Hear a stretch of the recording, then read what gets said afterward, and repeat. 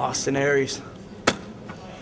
This close to getting my revenge on you, but I got something that was more important. I got a taste. And revenge, well, it tastes sweet, like chocolate peanut butter pie. And I'm hungry like Elvis in 1975. I'll be coming for you again. Generation Next, all three of you have bullseyes right here. And to quote somebody that all four of us once beat up in Ring of Honor, bang, bang.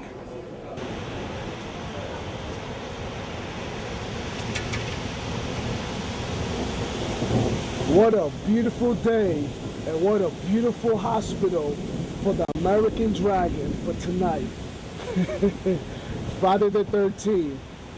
Today in Dayton, I'm going to be charged with a homicide.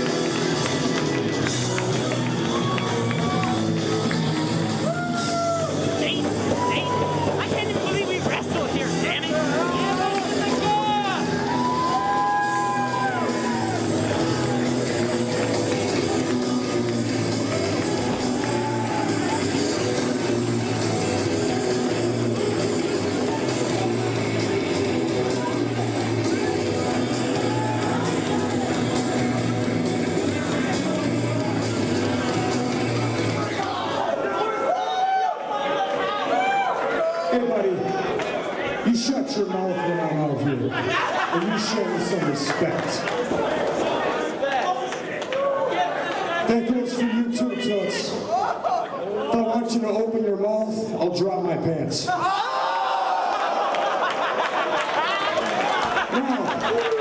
as you can see, Generation Next is at full strength tonight.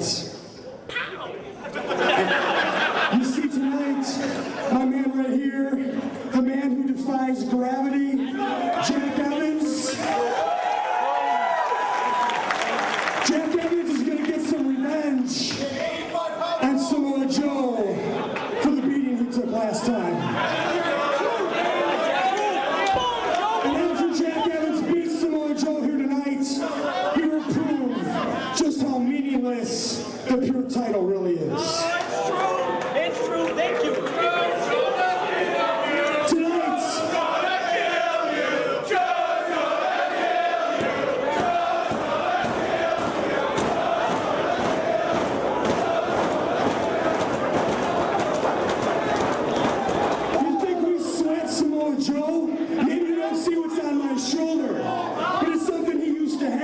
And it's something I took away. So we're not afraid of Samoa Joe.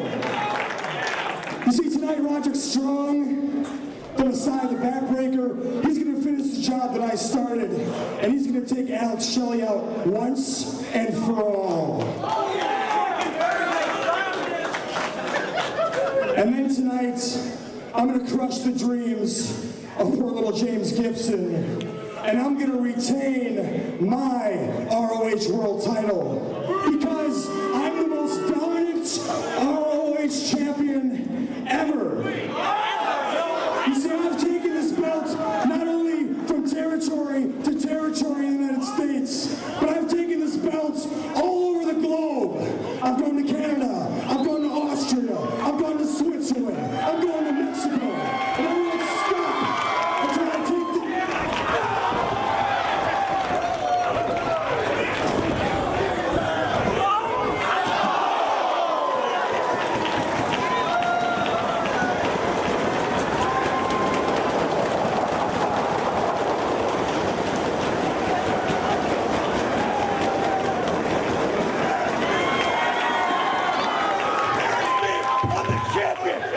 You know, right there when I was kicking your guys' asses, I couldn't help but notice something a little odd. And that's in Roderick Strong's fingers and Jack Evans' mouth, smells suspiciously like Austin Aries' ass.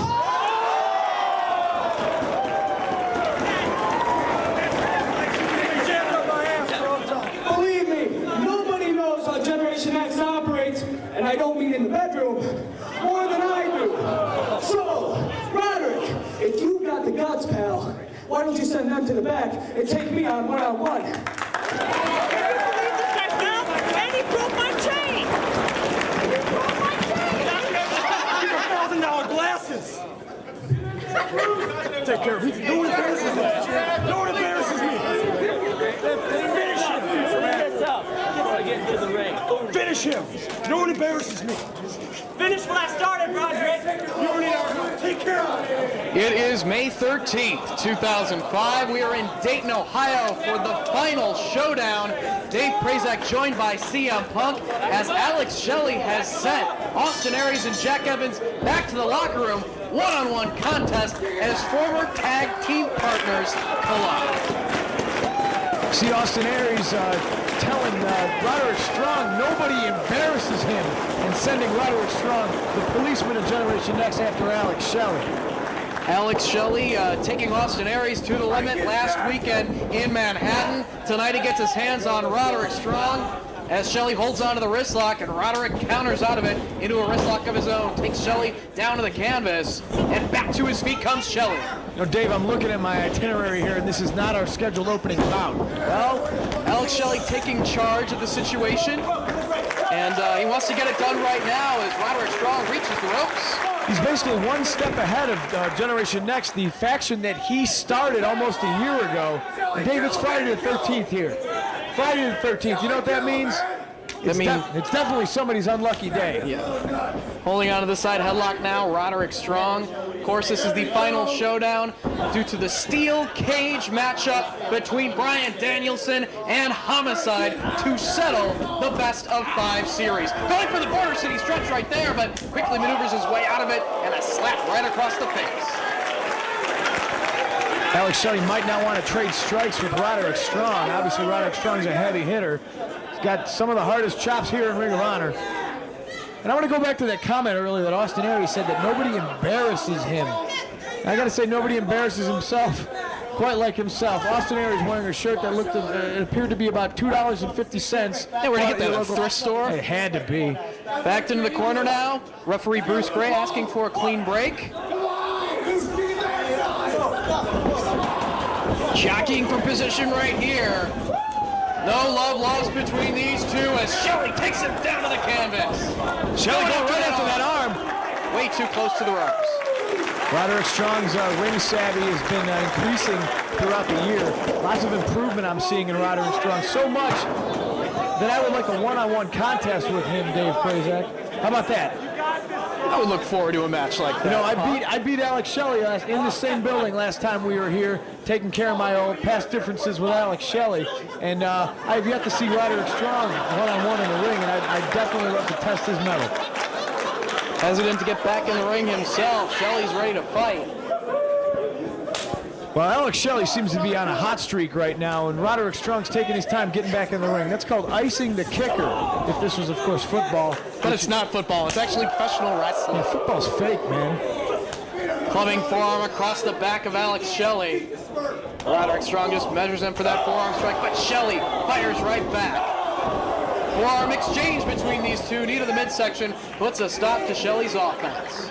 And right there is what I was talking about, Roderick Strong's ring savvy, perhaps wanting to trade shots with Alex Shelley. About a year ago, you'd see he wouldn't back down. He'd keep trading shots. This time he goes low.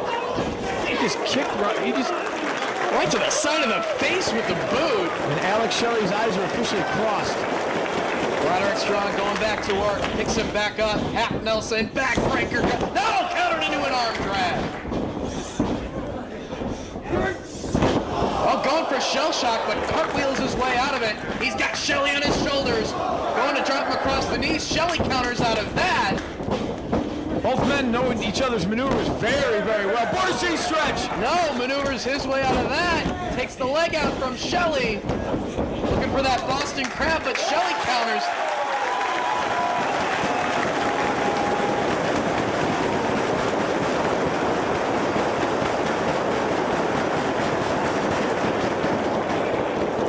It's an amazing series of counter wrestling right there, Dave Prazak, and you see both men back to their feet, almost nodding approval at one another. That's what happens when you're tag team partners for such a long period of time. You get to know your partner and future opponent's offense even before you can dish it out. Well, Alex Shelley didn't see that one coming.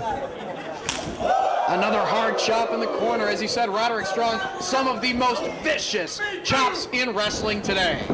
As Shelley set in, going for the head scissors, and he takes him over. Back to his feet, boot to the midsection, and connects with the spinning heel kick. A couple of new maneuvers in the repertoire of Alex Shelley here. He came to fight. And add a little insult to injury right there. Now that was uncalled for. Also disgusting. Trying to pull him back inside the ring now. Dave Prazak, I want to hear it right now. Prediction, who's winning here? I got to hand it to Shelley. He's determined to prove that he was the leader in Generation Next. He was the key to that unit. And he is better off without being aligned with Jack Evans, Austin Aries, and Roderick Strong. Just slapping him across the face right there. Holding onto the wrist, though. Connects with the elbow, does Strong. Well, Jack Evans and Austin Aries were sent to the back. You got to wonder if they're going to come back, maybe play a role in this match. But I do have to give the edge to Alex Shelley. Even though he's maybe wrestling more emotionally right now, I don't think he's inclined to make a mistake. Landing on his feet, step up Enziguri, sends Strong through the ropes and out to the floor. Alex Shelley springboards off the second rope. Tope con hilo of sorts to the floor.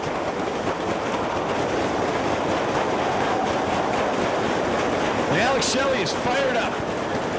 Winning over the fans here in Dayton. The question is, can he win over the other wrestlers in the locker room?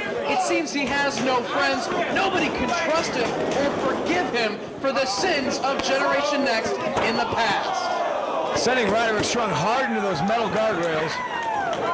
But he's trying his best to show everyone that he has changed, that he has seen the light. And if breaking away from the other three will do things for his career, do good things for Alex Shelley, then he is on the right path as he sends Strong into the steel barricade. Basking in the adulation of these fans. Look at those neon jumpsuits. Wow. Don't stare directly at it, Dave Prazak. Trying not to. Will burn the cones and rods in your eye. Pitches him back inside the ring. Shelley now maybe looking to go up top. Thus far, Shelley been one step ahead of Roderick Strong, one step ahead of the entire Generation Next faction. Hopefully it will stay one-on-one, and we won't see Evans or Aries make their way to ringside. Shelley in control of the contest right here. Just measures him, kick right upside the head. But Roderick fires back.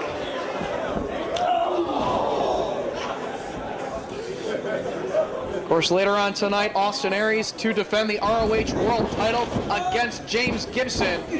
As right now, Shelley hot-shotted on the top rope. Just waiting for him to get back up. And a kick right to that back. The Messiah of the backbreaker going to work on that body part on Alex Shelley. Now only does Alex Shelley not have to worry about backbreakers. He's got to worry about that Boston Crab that Roderick Strong's been utilizing lately. The modified Boston Crab driving the knee into the back while holding onto the legs. And again, more devastation to the back, driving him right into the edge of the ring apron. Yeah, I definitely want to get in the ring with Roderick Strong. He's showing me something, Dave. As much as I don't like him, he's showing me something. Well, he's showing his cockiness right there, just standing on his head. He needs to focus on getting the action back inside the ring and going for the win. Yes, Lord knows there's no room for cockiness in a Ring of Honor ring. Drives the back into the ring post. And this time he drops him over the barricade. Very smart, softening up both sides. Crowd encouraging Alex Shelley to get back to his feet here as Roderick pitches him back inside. Come on, Shelley! Lateral press, but only gets a 2 count. You got to hook the leg here in Ring of Honor, Roderick Strong. You know, that new Boston Crab that he's been utilizing, you know, you don't think it's a devastating maneuver, Dave Prazak. Ask James Gibson how much it hurts. He applied that hold to him at the Best of the American Super Juniors tournament, and Gibson almost hasn't been the same since. Yeah, nagging back injury as a result of that hold. That is not a pin attempt. No, again, it's just more cockiness from Roderick Strong. Not necessarily going for the victory, just trying to rub it in Shelley's face. As you can hear the fans here in Dayton get behind Alex Shelley. Rolls him up. Schoolboy, no, rolls through.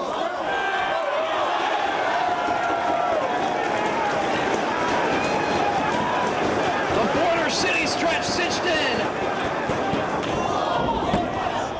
Oh, counters into a near fall right there. Butterflies the arms, butterfly suplex. Takes Shelley down to the canvas. But you see some of the exhaustion settling in on the face of Roderick Strong right there. That match could have been over right then and there.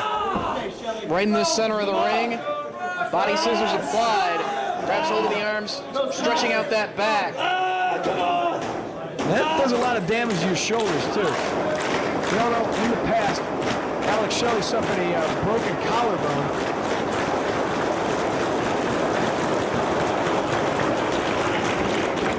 Trying to roll his shoulders down to the canvas now.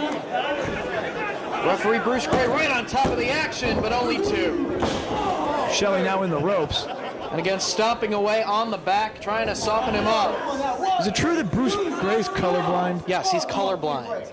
Wow. I don't know if that Does Ring of Honor- necessarily, I don't know if that impairs his judgment as a referee. Does Ring of Honor get tax breaks for letting all these blind people work here? I wonder if he's going to be assigned to more matches than any other referee on the card because of those two people in the front row. I mean, it doesn't really affect him if he stares right at him. Alex Shelley firing back on Roderick Strong now. Staying on his feet. Forearm exchange, neither man going down. Oh, drop kick, both feet right to the chin of Alex Shelley, and you see the pain etched all over his face. This could be Alex Shelley's bad luck day here Friday the 13th in Dayton, Ohio. He's already cursed with two first names. That's true. Alex and Shelley, for those playing along at home. Picks him up, going for one of those backbreakers, but no. Elbows to the side of the head. Knee to the midsection from Strong. Slap right across the face. How insulting. And this late in the game in a match like this where both men are tired, both men are giving it their all. The freaky retard strength of Roderick Strong seems to shine through here. Going for this vertical suplex.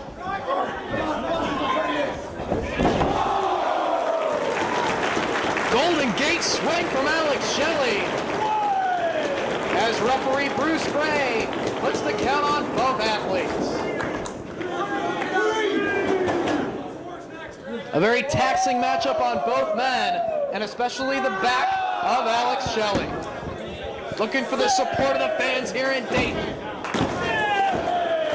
Hey, what about later on? What about me and Ace Steel against the tag team champions? We're going to get gold, Dave Prazak. Good opportunity for the Second City Saints as now Roderick Strong takes him over the sunset flip, rolls through and connects with a drop kick. A little bit of payback right to the jaw of Strong. You piece of shit! Whoa! And now again, maybe letting his emotions get the best of him here. Picks him back up. Shelley sends him in, no reversal of the web. Off the second rope. Swinging DDT connects. But the concrete head of Roderick Strong hanging outside the ring. He hooks the leg. I didn't know he had a concrete head. He does, man. Look at it. Have you ever seen Roderick Strong busted open? Can't say I have. It's granite. And don't take him for granted. He's a tough little son of a, you know. Yeah, that. Picks him back up. Another strike from Shelley. What could he have in mind from this position? Sends him into the buckle. Comes charging. Elevated up and over, but landing on the apron is Shelley. Connects with another solid shot. Going for the shoulder block to the midsection, but Strong just kicks away.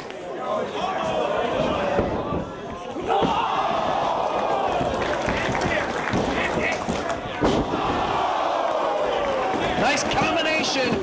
Oh, more devastation to the back, but Shelley has enough to kick out and stay in this matchup. The double stomp across the back in the corner, followed up by the backbreaker, can't put him away. Roderick Strong, you got to think, is going to be setting up for that Boston Crab now. Elevates Shelley.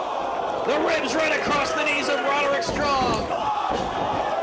And runs right into the kick from Shelley. Shelley comes charging now.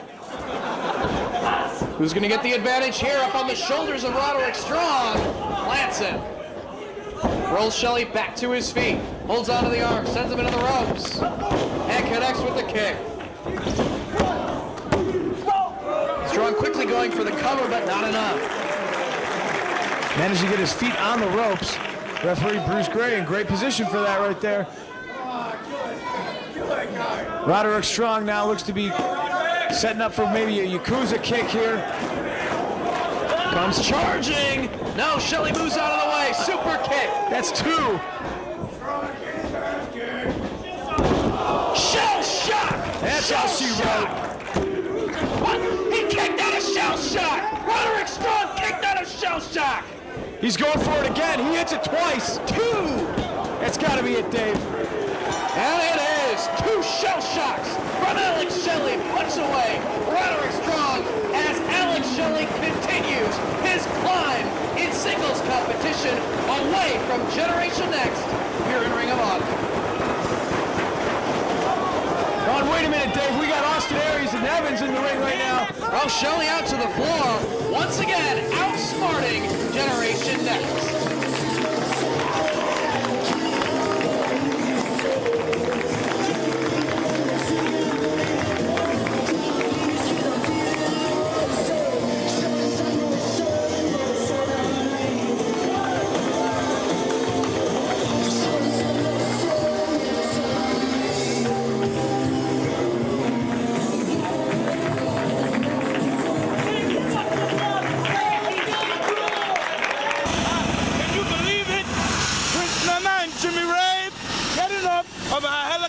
From New York City into Dayton, Ohio, CM Punk, we are finally going to end this stupid battle. Jimmy Rave, what did you tell me on the helicopter earlier on today? CM Punk, tomorrow in Chicago, when I end your career in front of your hometown people in a steel cage, when I leave you in a bloody mess, then you'll realize why I am the next big thing in Ring of Honor. The next big thing, and let me tell you, CM Punk, if you even make it to tomorrow with the plans that the embassy have for today in Dayton, Ohio, my friend, we'll just have to wait and see. Come on, let's head inside, brother. Introducing first, from Chicago, Illinois, weight unknown, he is the one and only Mass Chicago Superstar.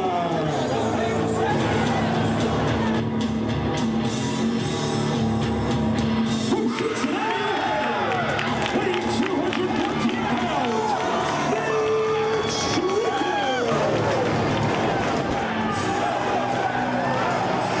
Well, the action's starting quickly here as the masked Chicago Superstar goes to work on Matt Stryker, one of Ohio's own, choosing only to wrestle here in the Midwest. Says that the East Coast fans don't really respect him, and he doesn't really like them either. Stay tuned, because right after this match, we are going to go into Bryan Danielson's locker room as he's getting ready for that steel cage match against Homicide. CM Punk, you're a little bit quiet here. Well, I was just marveling at the fact that Prince Nana and Jimmy Rave had the gall to show up here in a helicopter. And I really hope they show up tomorrow in a helicopter, Dave, because they're going to need that helicopter to airlift Jimmy Rave to Silver Cross Hospital. Because I got a cage match with Jimmy Rave tomorrow, and I'm going to make Jimmy Rave bleed, and I'm going to carve his face up like a pumpkin and send him home to his mama in a box. So I hope Nana brings that helicopter, and I hope he holds Jimmy Rave's hand as the blood spills down his face, and maybe I'm going to kill Jimmy Rave tomorrow. You know what, Dave? Maybe, just maybe I'm going to kill him. I know how much you want to get your hands on Jimmy Rave, but you got to stay focused. I mean, tonight you've got a tag team title shot, you and Ace Steel going after Whitmer and Jacobs. You got to remember about that. I mean, tomorrow night, worry about that tomorrow night. Tonight, it's all about the tag titles. Come on. I'm not worried about BJ Whitmer or Jimmy Jacobs, for the love of Pete. I'm going to win that. I'm going to win the tag belts, me and Ace Steel. Ace Steel's going to stick around. Second City Saints are going to march to Chicago tomorrow and have a nice little funeral from that torque from Ghana. Right now, it's Matt Stryker all the way up top and catches the head of the masked Chicago superstar, driving him down to the canvas. Your referee for this contest is Mr. Duke. Yeah, seriously, a helicopter, man. A helicopter.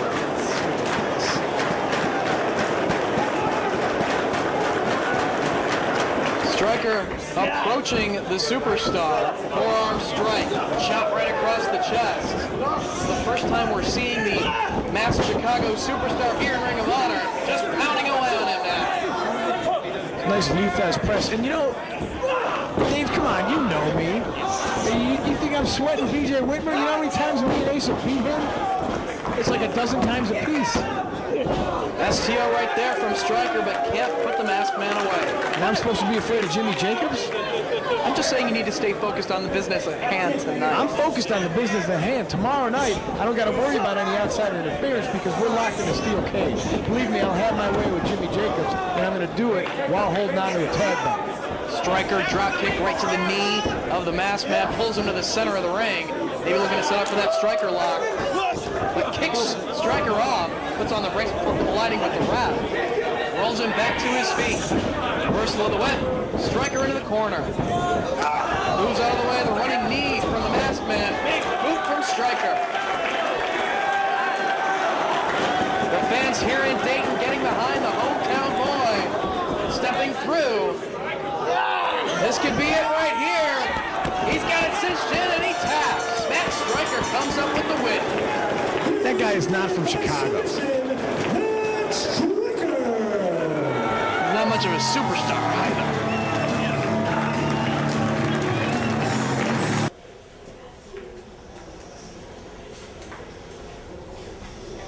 Hey Brian, could we get a couple of words about tonight's cage match?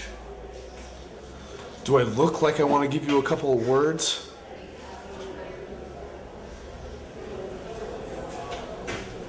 Jay Lethal's neck was seriously injured at the hands of the Rottweilers at last week's Manhattan Mayhem event. Lethal looks to miss significant time due to the injury. We will keep you updated at ROHWrestling.com and on future ROH home releases.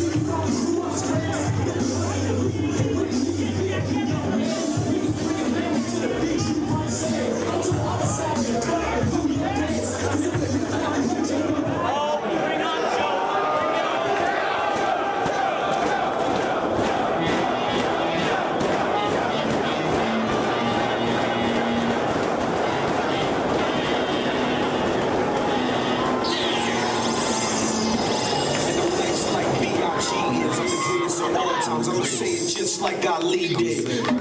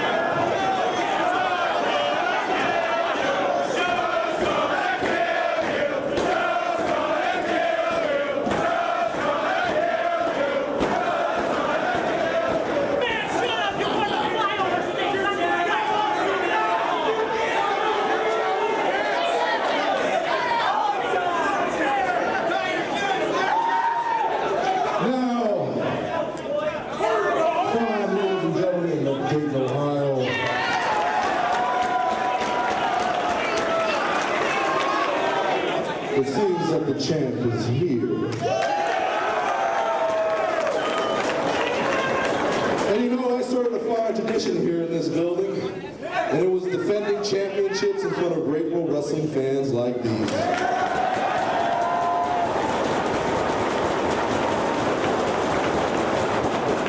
I had a hell of a week last week. Kind of ran into a brick wall called the Rottweilers, so ROH decided to give me a night. They decided to take it easy on me a little bit. But I'll tell you what, you're all fine competitors in your own way. So if any of you pin my shoulders here tonight, even though this is nowhere near anything that pure wrestling should be,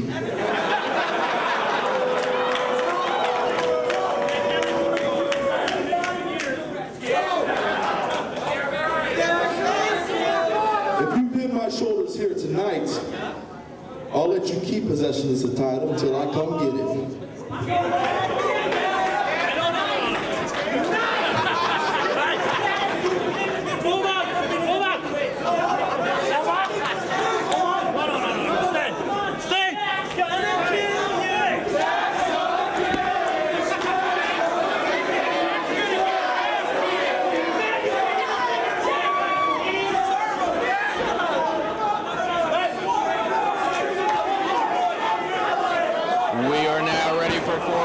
Survival on Jimmy Bauer taking the place of CM Punk in the broadcast booth as Punk has to get ready for his tag title match.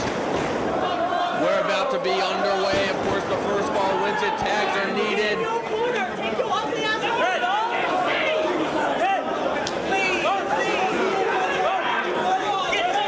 Four very unique personalities in this match.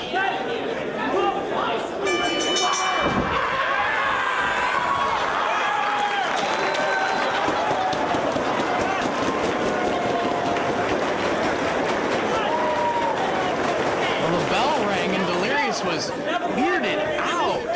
Underneath the ring he goes. Looks like it's going to be Samoa Joe and Jack Evans to start things off. Of course, Samoa Joe nursing that rib injury at the hands of Low Key last week in Manhattan. But still very confident in himself. And that if he does get pinned during the course of this match, whoever pins his shoulders to the mat will gain possession of the pure title. nice to see that Delirious has joined us in the real world once again. You know, that is exactly what Samoa Joe did when he won the world title. On the very next show, he was in a four-corner survival. The belt wasn't on the line, but Joe said he would give possession to anybody that could beat him. Joe went on to win that match, and it took 21 months for someone to take the world title from him. And it looks like Ebataro wants in this match. The last time we saw Ebataro, he was with Mick Foley, and Foley said that he'd be back for revenge on Samoa Joe. Looks like he's lightened up a little bit since then. Looks like he doesn't want his hands on Samoa Joe other than to make the tag and take on one of the other two men in this match.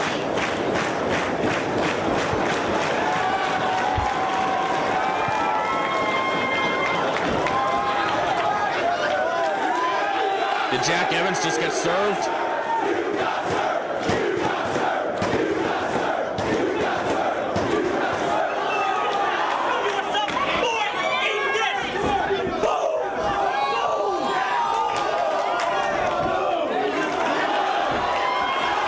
Well, I think Ebataro won that dance-off.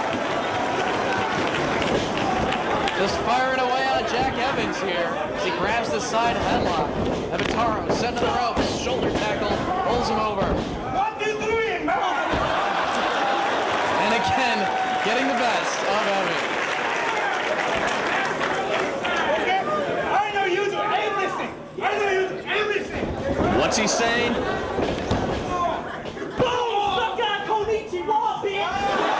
Well, this time Evans, smarting off on Ebataro, goes for the kick. And connects with it upside the head, and down goes the master. Slap right across the face as Delirious wants in the match. He's all fired up. The man with the face of a lizard is set to It's purely speculation, this lizard face. That has not been proven. Dave, I've never seen a guy that has mask on, but I mean, speaking in tongues, and that's the rumors going around that he has the face of a lizard man. That's the word on the street. Having words with Ebataro, showing off the gun. And Ebataro showing off what he's got. First the dance contest, now the pose dance. Mr. Duke, the referee, demanding that they fight. It doesn't really look like they're taking issue with the referee, telling them what to do. Come on.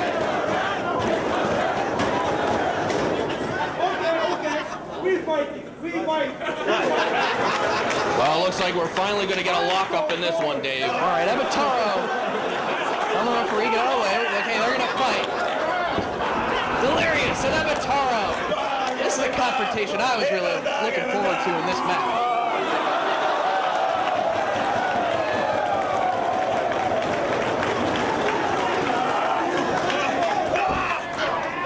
Delirious really laying it in on Ebataro. What? And he dishes it right back out. Hey, the referee wanted to see him fight. So much force behind that open hand strike. And he gets more of the same from Ebataro. Side headlock grab by Delirious. Oh, Ebataro shoots him off the ropes, comes up, pulls him over with the shoulder tackle. No, he stays on his feet. Ebataro hits the ropes. Delirious waiting in the center of the ring. Off he comes, goes for the shoulder tackle. Oh, Delirious holding his ground. He's just daring him to hit the ropes. No, Delirious winding up. We're gonna see some power here. With great velocity, Delirious off the ropes. Oh, but he ducks underneath the lariat attempt. Stays on his feet, trying to sweep the legs, and he takes Delirious down. Ebataro, Shining Lizard. That's gotta be it.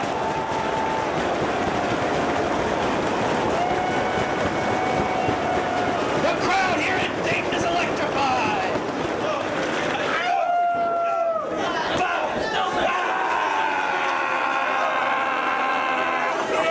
Oh, right to the throat goes Ebataro.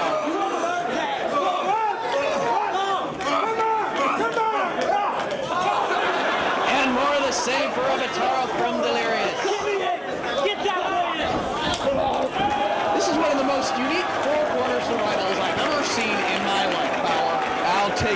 word most and say it is the most unique four-corner survival, and it looks like the Washington Warrior, Jack Evans, is returning.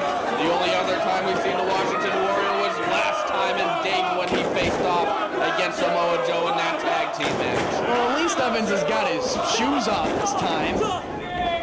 Going to work with those kicks. Well, Matrix is underneath that attempt, and a big slap right across his face. That wasn't no palm strike. That was just a slap. You see Joe with his arm taped up, an injury he suffered when he went through that table in the Jay Lethal match last week in Manhattan when he won the Pure title. Pulling Evans out of the corner now. Samoa Joe ringing away on the arm, looking to send him into the ropes. Off he comes, stuck with a clothesline attempt. And what's Evans even kicking at? The Invisible Man? That's how you throw a kick. Jack Evans kicked right out of his shoes again. Just like we saw in that tag team match at the 3rd anniversary celebration part 2, that must-see tag match, one of the most entertaining matches in ROH history. Did Jack Evans get on the microphone before the match and say, if anyone can take my shoes off, you gain possession of my shoes? Because Samoa Joe hasn't. As we got Delirious back inside the ring, sends Evans into the buckle. Comes charging, driving the forearm right across the chest of Jack Evans in the corner.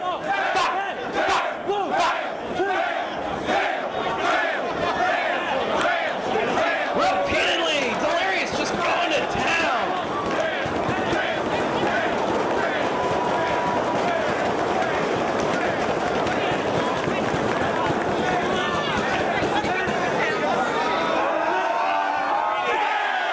And one more for good measure.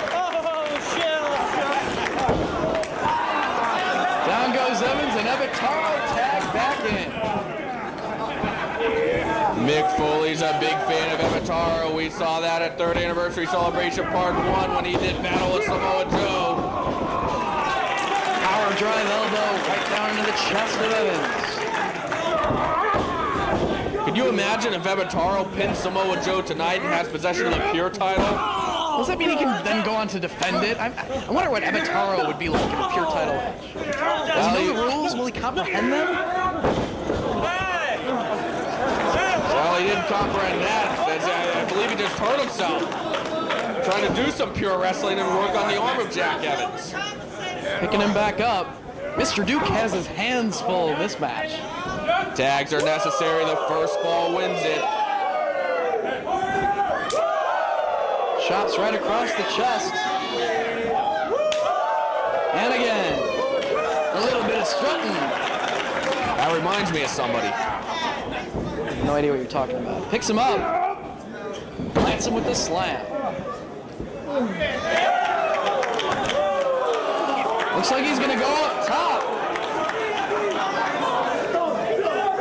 Evataro climbs to the top rope. Where have I seen this before? And he's begging for mercy. Evataro making his first appearance in the Midwest, and the fans are loving it. Goes right to the eyes of Jack Evans.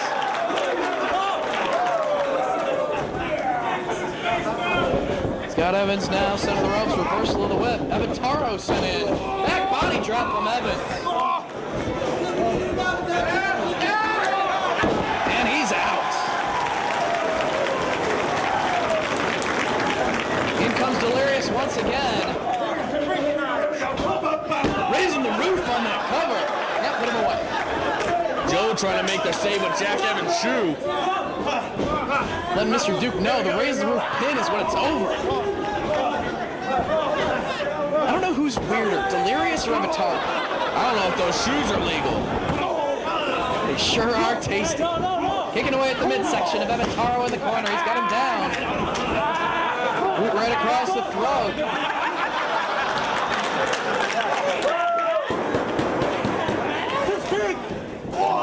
And tags Evans back in.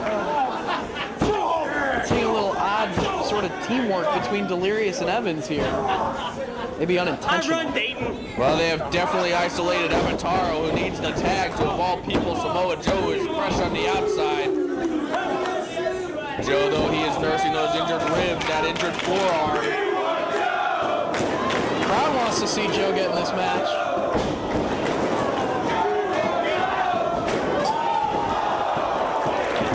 Great agility from Evans right there, but Avataro gets his shoulder up, reaching for the tag, trying to get Samoa Joe into the match, but Evans pulls him to the center of the ring, and back in comes Delirious. Like I said, some really weird teamwork.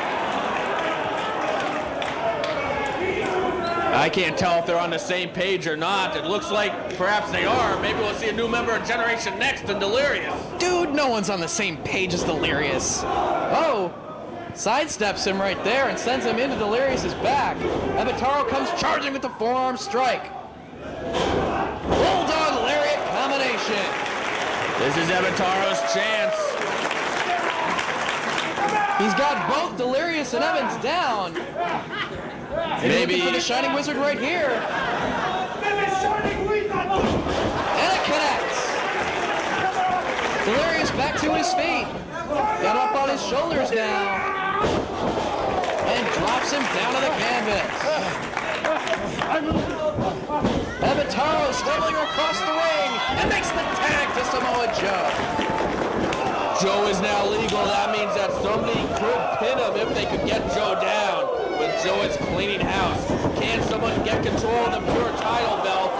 Now they're getting power slammed out of their shoes, literally, by Samoa Joe. Delirious comes charging in the corner. Delirious is also legal, I believe. He pays the price as Samoa Joe just slams him down on the mat. You know, I think Jack Evans blind tagged himself in there. Evans is legal. When Samoa Joe was in the corner, Jack Evans tagged him, and Joe just sees Avataro now. He's having flashbacks to the 3rd anniversary celebration part 1. Avataro trying to use Joe's own tricks against him, but not having any effect. He's looking to finish him off. But hey, turn around. He's going to choke him out. Samoa Joe looking to choke out Avataro. But as you said, Jack Evans is legal. Drop kick to the back of Delirious. Evans now going up top. Well, Joe has Avataro out. 6:30. Cover. And Evans won the matchup. Joe had Avataro choked out, but Jack Evans was the legal man and scores the pinfall on Delirious.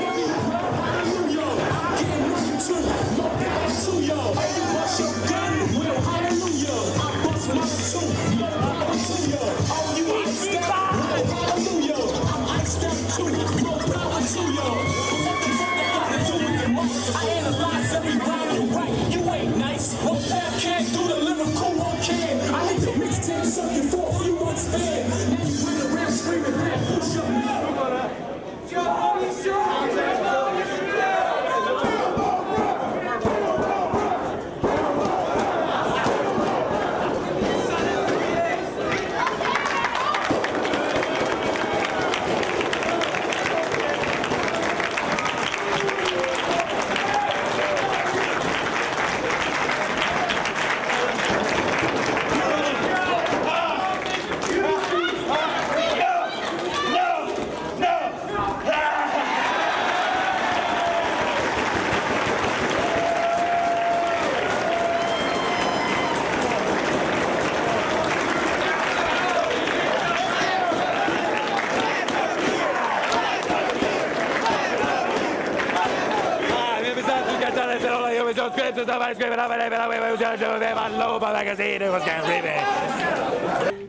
I've said time and time again how much it would mean to me to be the Ring of Honor World Champion. And I can't think of a better place to make that dream come true than right here in Dayton, Ohio. The last time I was here, I had a great match with Spanky, and you people, you gave me a feeling it was a highlight of my career. And I want you people to know I appreciate it. And I want Austin Aries to know, last time, I made a mistake. I underestimated you. Mentally, I thought I would crush you, Austin. But Austin, tonight, you see this man right here? This is Danny Ray Nelson. And just like 10 long years ago, he took me from the backwoods of West Virginia and put me in the ring. For the last 2 weeks, I've been with him, covering the basics. And this man has made me remember that my hard work is going to pay off. And it's going to pay off in Dayton, Ohio tonight for me, for these people, and for this man right here when I take that Ring of Honor World Championship home with me.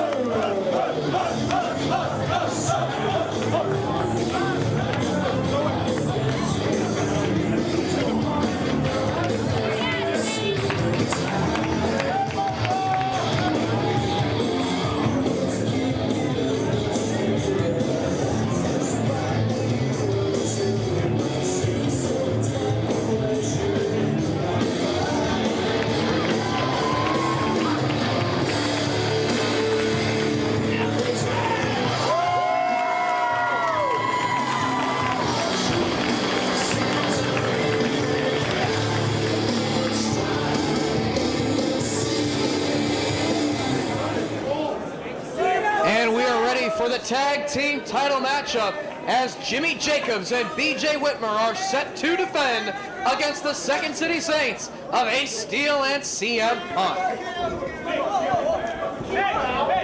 And it looks like no handshake from BJ Whitmer with the Saints. Ace Steel taking him down. Just refusing to shake hands. There's no love lost between the Second City Saints and BJ Whitmer. Not at all. As a little bit of a reminder, the last time they were in the ring with one another in that street fight in Chicago. BJ Whitmer, no stranger to the Second City Saints, as you mentioned. BJ Whitmer, when he was a member of the Prophecy, had one of the most intense feuds in ROH history against the Second City Saints. There you see the students from ROH's wrestling school's second class, almost ready for graduation. Of course, CM Punk, the head trainer of the ROH wrestling school. As I was saying, though, you saw some of the clips during the ring entrances, some of the reminders of that feud back in 2004. The last time we saw CM Punk and Ace Steel in the ring with BJ Whitmer was that legendary street fight at Death Before Dishonor 2 Part 2. Barbed wire, chairs, tables, the fans rioting, throwing chairs into the ring. An unbelievable scene back at Death Before Dishonor 2. Now, almost a year later, BJ Whitmer is back in the ring against the Saints, and this time he's an ROH Tag Team Champion. He's got Jimmy Jacobs at his side, co-holder of those titles. That street fight, one of the most memorable hardcore-style matches in Chicago wrestling history. Hey, it was just 40 minutes down the road at Battle Lines Are Drawn back in January of 2004 when the Saints, led by CM Punk, put Christopher Daniels out of ROH for good. Jimmy Jacobs, a former tag team partner of Punk and Ace Steel, gets tossed into the corner. Nice display of power right there by CM Punk, just shoving him down to the canvas.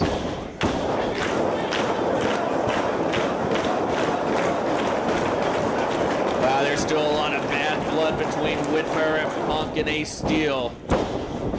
BJ Whitmer, he follows the code of honor now. For him not to shake hands, that shows how much animosity there is between the two. Yeah, he just wants to fight, while Jimmy Jacobs actually going hold for hold with CM Punk right here as he holds onto that side headlock. Jacobs rolls his shoulder up off the canvas. Well, Whitmer has to worry about retaining the ROH Tag Team titles with Jimmy Jacobs. Many people thought it was a fluke when they defeated Samoa Joe and Jay Lethal to win the vacant titles back at Best of American Super Junior Tournament. They proved it was no fluke last week when they defeated Jack Evans and Roderick Strong at Manhattan Mayhem. What a match that was. As Jacobs now, the power of the furry boots takes CM Punk down. Yeah, they have proven that they are a formidable tag team unit as they defend those tag team titles. Punk going to work on the leg of Jimmy Jacobs, so he can't do that a second time.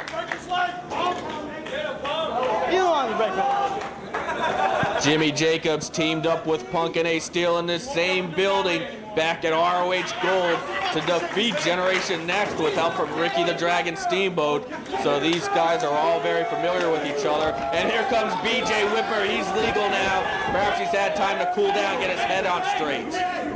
Ace Steel in the ring with him. Takes out the leg, kicks off Ace Steel. Both men back to their feet. Again, single leg takedown by Whitmer. Ace kicks him off. Side headlock takeover this time. Well, I guess I was wrong. It's not just about a fight right here. It's BJ Whitmer going hold for hold with Ace.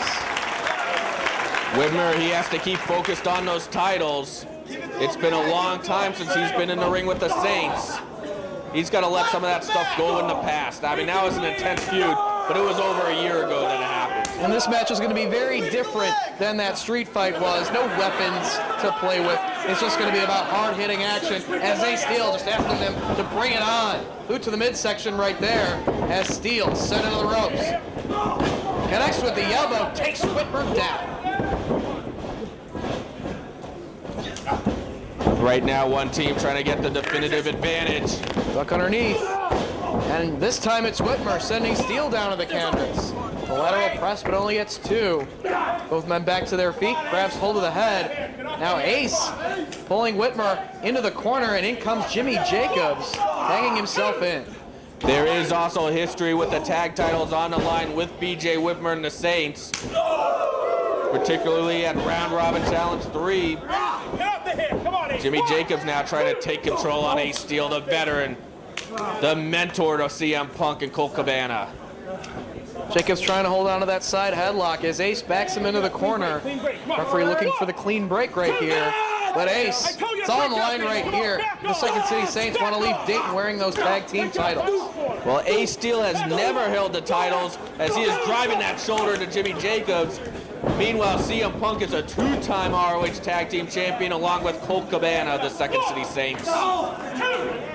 Here comes Whitmer. We haven't seen a lot of Punk in this match lately. Back chop from Whitmer, and Jacobs follows it up. Nice tag team work from the champs. This is just like we saw last week in Manhattan.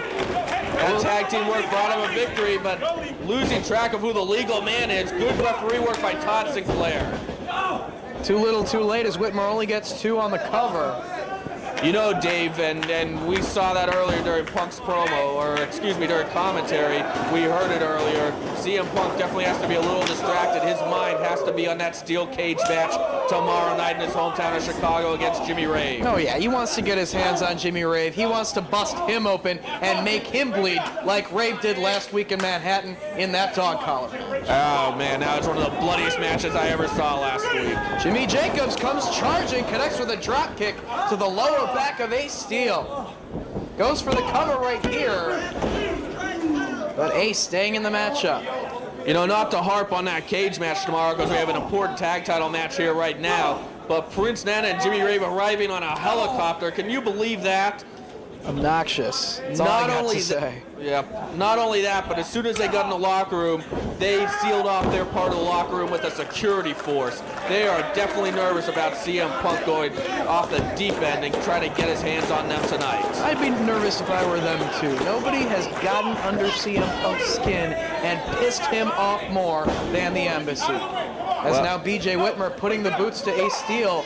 More tag team work coming up right here. Double team strategy. Now Jacobs going out.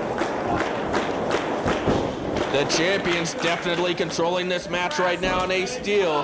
Frequent tags, keeping Ace away from CM Punk and being able to make that tag as Whitmer powerbombs Jacobs down across the chest of steel. More nice double team work from the champions. These two are really gelling together perfectly as a tag team. Of course, BJ Whitmer in a tough situation when he lost his partner Dan Hoff to that outside the ring auto accident. He chose Jimmy Jacobs based on Jacobs' performance last time here in Dayton when Jacobs took a beating from Whitmer and Moff and kept fighting back. He impressed Whitmer with his toughness. Whitmer has had unparalleled success in Ring of Honor tag team ranks, and his ability to win those titles and keep them around his waist. He is now a 3-time tag team champion. Neither of those other 2 reigns went very long though, Dave. You know that even more important than being a 3-time champion is holding those belts for a significant amount of time.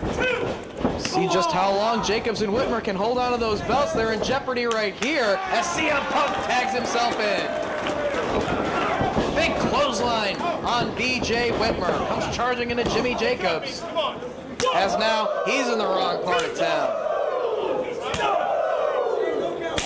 The Saints are lighting him up. Punk with Jacobs, snapmares him down to the canvas and connects with the drop kick to the back of the head. Right now, the Second City Saints are in control. It shows you how quickly the tide can turn in a match like this. Jacobs hung up in the trio woe in the corner and just spits in the direction of Whitmer before charging at Jacobs. That's the intelligence of CM Punk. He knew from what happened before this match that BJ Whitmer is still hot at them, and he took advantage of that to draw him into the ring so they could administer more damage to Jimmy Jacobs. Picks Jacobs back up, holding on to the wrist. Belly to back suplex positioning and drives him right down on his neck. Well, it looks like Dave Prazak that we are really going to see how tough Jimmy Jacobs is right here. He's a tough little huss. That's why BJ Whitmer selected him as his partner, but is he tough enough to withstand the Second City Saints? Takes the leg out from Jacobs, once again pulling him into the corner. Ace Steel back in legally. As Punk looking to slingshot him maybe, no.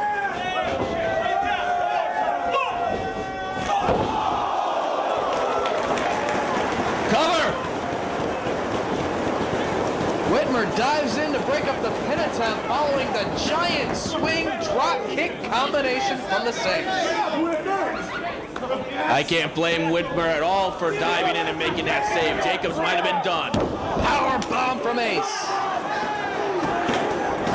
Referee out of position right there. Oh, he could have had it. Jacobs is definitely in a lot of trouble. He needs that tag. That's why your ass gets booed when you're Ace looking to tie up the legs of Jacobs. He's trying to crawl toward the ropes to save himself from the beating here. As Ace continues the assault. Jacobs trying to fight back and inch his way toward Whitmer. And notice Ace still in control the whole time, taunting Jimmy Jacobs, but still remaining between Jacobs and his corner. Ace now with Jacobs trying to get him up. Backbreaker right over the knee. Now he's looking to tie up those legs.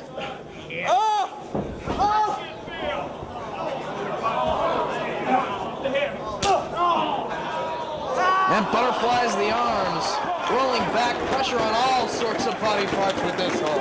And look at Ace Steel trying to keep that arm of Jimmy Jacobs away from the ropes. BJ Whitmer with a cheap rake of the eyes breaks the hold. Well, it does do the job, gets a warning from Todd Sinclair, but it frees Jacobs from that predicament and gives him an opportunity to try to crawl to make that tag once again. Punk back in. Notice though again, Ace Steel making sure to remain between Jacobs and his corner. Double team suplex coming up from the Second City Saints. As they hold Jimmy Jacobs upside down, all the blood rushing into his head.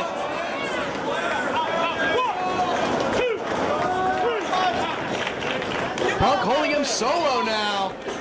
Jacobs trying to fight it off. Work his way out of this position, but Punk drops him down. Cover. Punk grinding that forearm into the face of Jimmy Jacobs. Surprises many that Jimmy Jacobs just how much of a beating he can take in a wrestling ring and keep fighting and keep kicking out. That's why he is a great partner for BJ Whitmer in this championship team, as now his midsection is exposed for Ace Steel up top. Across the chest with a forearm. And again trying to infuriate BJ Whitmer, who again comes and saves his partner. Doing whatever it takes to walk away from Dayton still champs. Punk pulling Jacobs into the corner. Steel tagged in once again. The Saints so methodical, but so in control in this tag team situation. Again, Ace Steel with the legs of Jimmy Jacobs now. Slingshot coming up. Oh, and just rammed right into that second turnbuckle. There's not much padding there. It's just a steel knob on the other end. Right now you have to be asking yourself, how much can Jimmy Jacobs take? I mean, we all know he's tough. We all know he can take a beating. But the Saints have been in control for a long time here. He's doing his best to fight his way out of the corner as Steel shoves him back in once again. Another chop across the chest. Elevates Jacobs now to the top. Forearm across the back of Steel. Jacobs with a forearm now. Back and forth they go. Headbutts now from Jacobs, and down goes Ace Steel. Jacobs is fighting for his life. He was fighting for the titles there. Ace back to his feet. Comes running right into the boot from the Hussman. It's do or die time for Jacobs. Sunset flip attempt. Can Ace hold his ground? Grabs hold of the throat of Jimmy Jacobs and elevates him right into a Rana. Beautiful reversal for Jimmy Jacobs. Jacobs has a clear run to his corner if he's able to get there. Does he have the ring presence? Does he have the energy? This is the first time I saw Ace not between Jacobs and his corner. Ace makes the tag. He needed that tag. And here comes Whitmer. Going to work on both CM Punk and Ace Steel with forearm strikes. Waistlock on Punk. German suplex with a release. A very well-rested BJ Whitmer unleashing the heavy artillery. Holds on. Full Nelson Dragon suplex. Rolling through. Whitmer going for a combination. Ace Steel dropped. Oh, Shining Wizard! Off the back of Ace Steel, but Jacobs climbing up top. Oh, and Punk just catches him and drops him over the knee. Punk might have hurt his own knee in the process. CM Punk, he's not thinking about that steel cage match now as this match is getting intense. Tag title's on the line. Running forearm strike from Ace Steel. Punk now comes charging. Out to the apron he goes, brings himself back in the ring, connects with a kick to the back. Steel slams Whitmer. Punk up top. Beautiful leg drop. Great height on the leg drop off the top rope. Oh, but not enough. Whitmer hanging in there. Let's see if the Saints can follow up on BJ Whitmer, their rival, their enemy. Looking for the power bomb. Ace Steel off the top with the clothesline. Cover! Jacobs right there with the save. Get out of the ring. You can see just how much wearing those tag team titles means to both teams in this matchup. Well, Dave, both teams have really taken a beating in this one. They're putting it all on the line. They're not worried about tomorrow night. Punk now in control of Whitmer in the corner. Ace Steel with the running drop kick to the back. Punk holding on to Whitmer. Right on his head. Oh, Whitmer has to be feeling cobwebs right now. He has to have cobwebs in that head. Ace Steel doing battle with Jacobs. Both men up top now. Jacobs with shots to the rib cage of Ace Steel. Punk with the Anaconda Vice. Whitmer could tap. Punk's got many wins with this. Back senton from Jacobs. Jacobs wants a tag. He gets it. Jacobs, the legal man, able to break up that Anaconda Vice on BJ Whitmer and possibly save his tag team titles.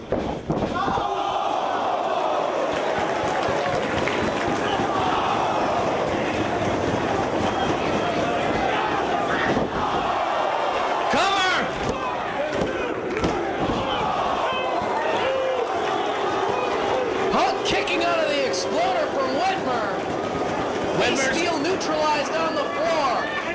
Whitmer's feeling it. Jacobs is feeling it. Doomsday Rana. Cover. And that's it. Jacobs and Whitmer retain the tag team titles once again against the Second City Saints. Well, I'll tell you one thing, Jimmy Jacobs and BJ Whitmer, they had their doubters. There were people who said that they couldn't do it. There were people who said they couldn't defeat Samoa Joe and Jay Lethal, and they did.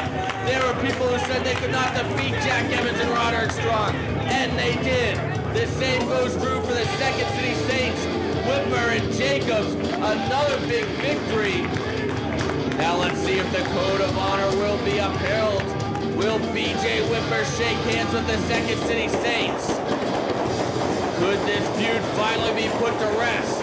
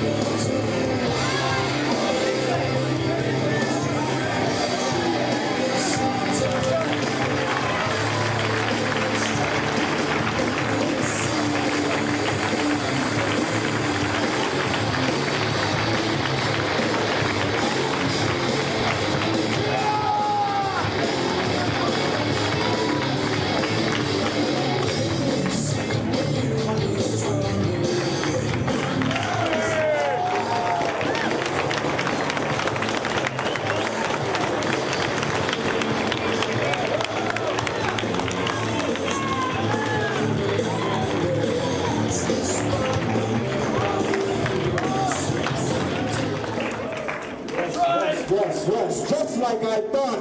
Huh? Just like I thought, CM Punk.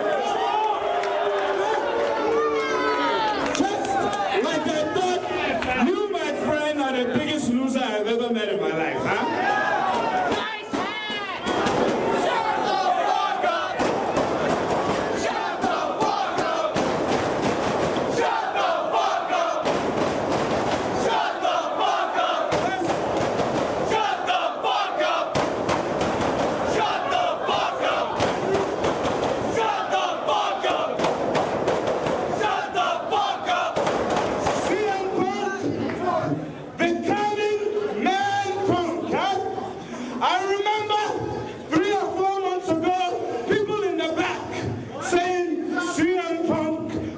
Triple H of Ring of Honor. More like the Triple H. CM Punk, not only did I prove to you, my friend, that you are a loser by taking you out right in your hometown of Chicago with Jimmy Rave, the crown jewel. Then after that, taking you out, crossing every single one of those stupid tattoos off of your body. Shut the fuck up! Shut the fuck up! Shut the fuck up! You know what? Let me get down to the point. You made a mistake by putting your hands on Prince Nana, and you know it. Look what you've been through. Look what Jimmy Rave has done to you. You still haven't beaten him. CM Punk, this is my handout to you. This is your final shot, my friend, to walk away, to say that it's over between you and Jimmy Rave, because, my friend, if we go on one more time, I'm telling you, it's going to be an ending that nobody here wants to see. Guaranteed. So CM, take this chance now to fall out of the match.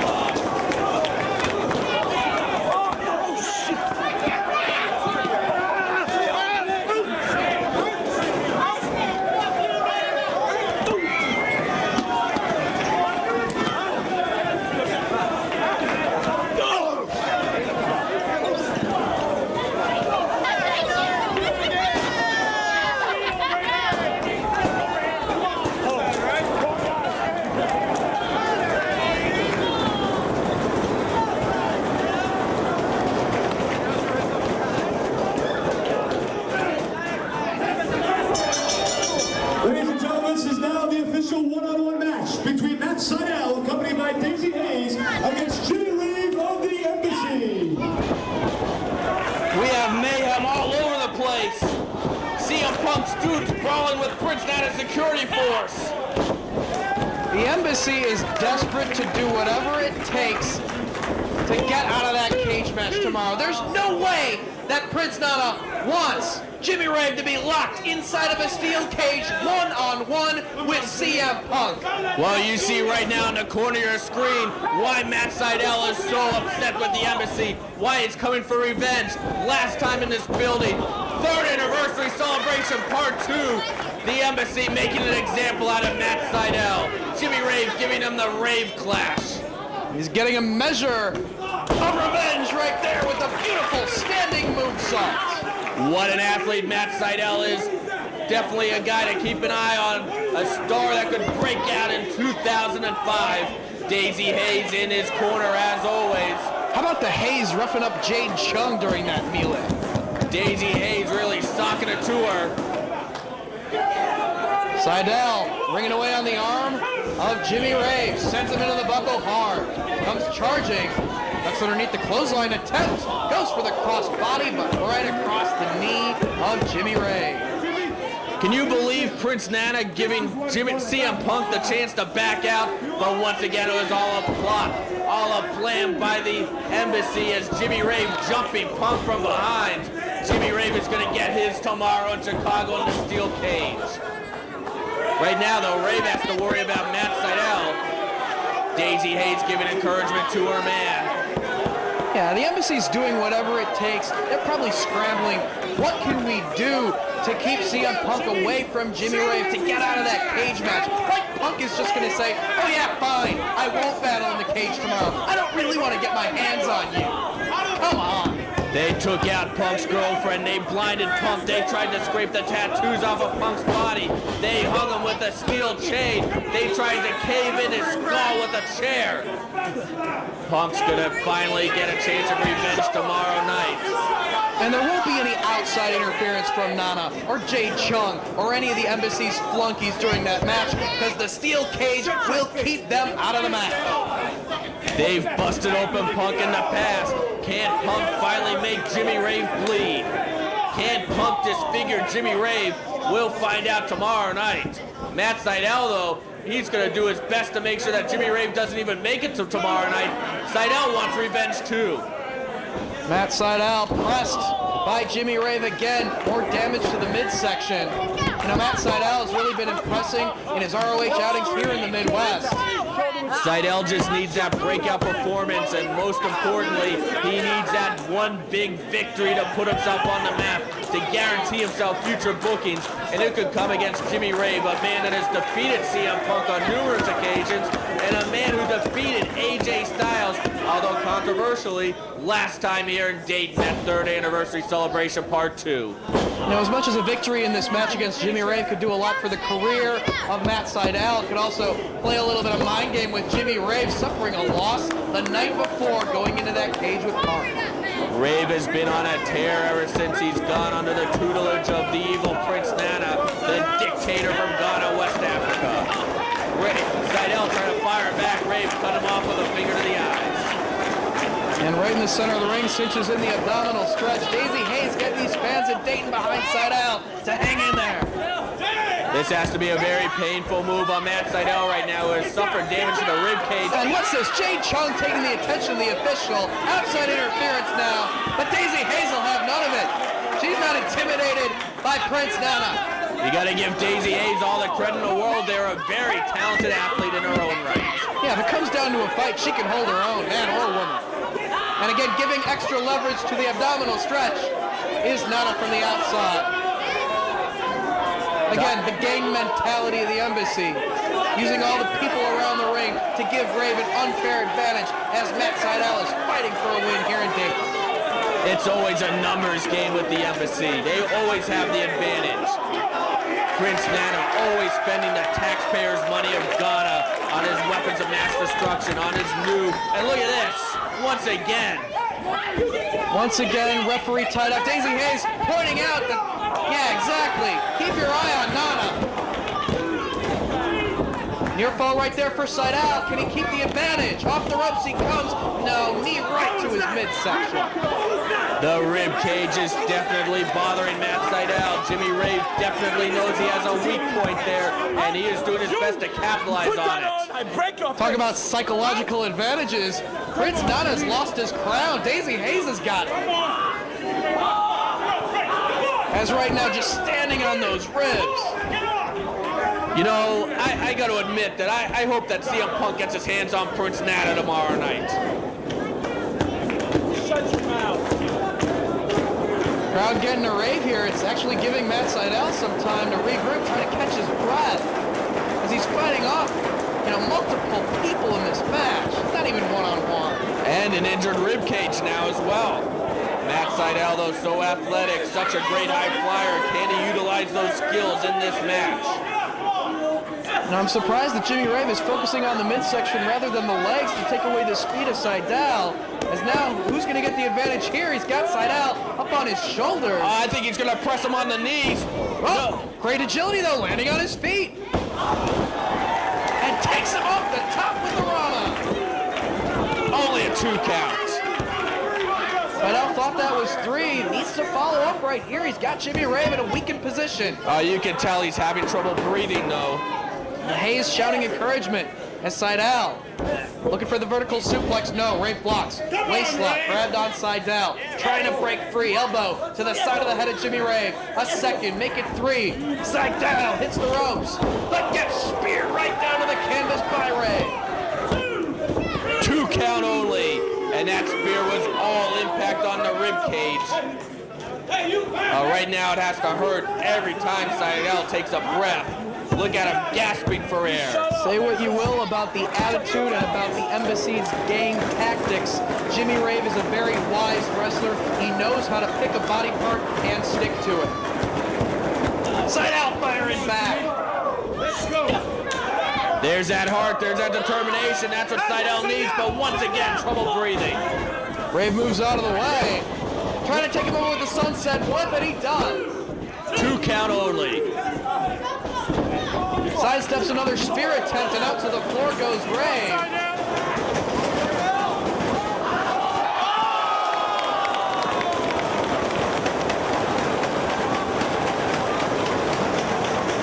Sydal putting it all on the line for revenge. Yeah, but did that twisting body press to the floor do even more damage to his own ribcage? Putting his body on the line to try to get the victory. Both men out on the floor. You could definitely call that a desperation dive. As once again... Oh no, he's got his hands on Daisy. Trying to get his crown back. Rave rolled back inside the ring. Don't forget about the goal. Sydal now. Countered by Jimmy Rave. Elevates him, no. The leg down across the chest, driving him down to the mat. Another near fall for Matt Sydal, doing whatever he can to try to get this victory. And look at Prince Nana abusing Jade Chung at ringside.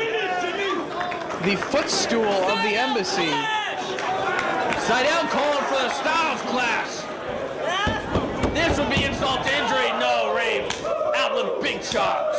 Right across the chest of Sydal, sent to the ropes. Slides through the legs of Jimmy Rave. Half Nelson. Cover! But here it is, driver. Only 2 for Sydal right there. Sydal has to be wondering what's it going to take. What does he have to do next? Needs to stay on the man. Consulting with the Hayes.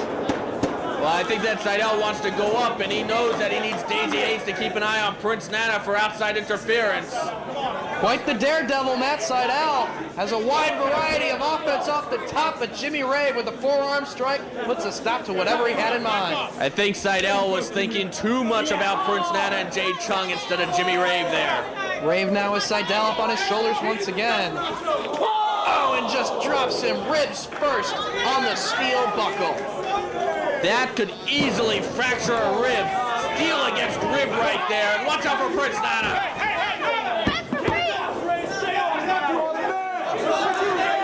Jimmy Rave with Matt Sydal out on the floor. Sends him right into the steel barricade. And the Embassy's really proud of themselves right now. Another knee to the midsection. Came running for extra impact on the knee. Gotta hand it to Seidel, hanging in there despite the odds. You shut your mouth, fat boy. As much as CM Punk has his mind tonight on that cage match tomorrow, you gotta think that Jimmy Rave has thoughts swimming in his head of just what Punk might do to him in Chicago Ridge. Oh, look at this. Jimmy Raven's going for the Pepsi Plunge, Punk's own finisher. Seidel fighting out of it. Forearm shots to the jaw, Jimmy Rave. Seidel up top, maybe looking for that moonsault belly to belly.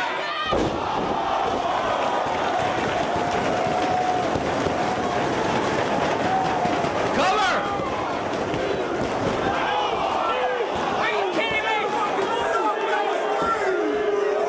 Amazing maneuver, and amazing that it can even pull it off. Injured rib cage and all. A moonsault belly-to-belly suplex. One of Seidel's trademark maneuvers, but Jimmy Rave hanging in there. Still in the matchup. Seidel in command. That's why we hate you, Sinclair! Well, I gotta give Jimmy Rave credit. He is surviving a lot in this match. And both men are surviving a lot in this match. Matt Seidel, he's pulling out all the heavy artillery. We saw this before. This time Rave blocks it. Waistlock grabbed on Seidel, blocks the attempt at the German suplex. Standing switch, catches the boot of Jimmy Rave. Backslide. Knee for Seidel. I thought that was it. Boot to the gut of Rave. Forearm shot from Seidel. Looking for the Rana, but holding on. Rave clash. The crowd voicing their displeasure. Running knee strike from Jimmy Rave. He's trying to get the Rave clash again. What an insult to AJ Styles. He hits it.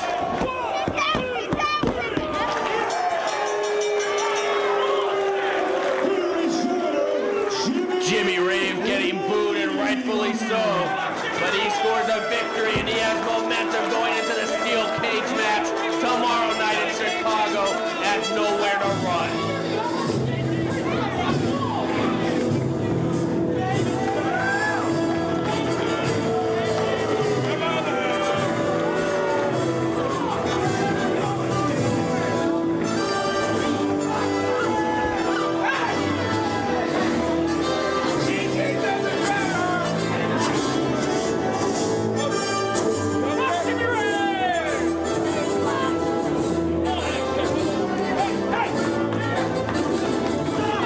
See you tomorrow, CM Punk.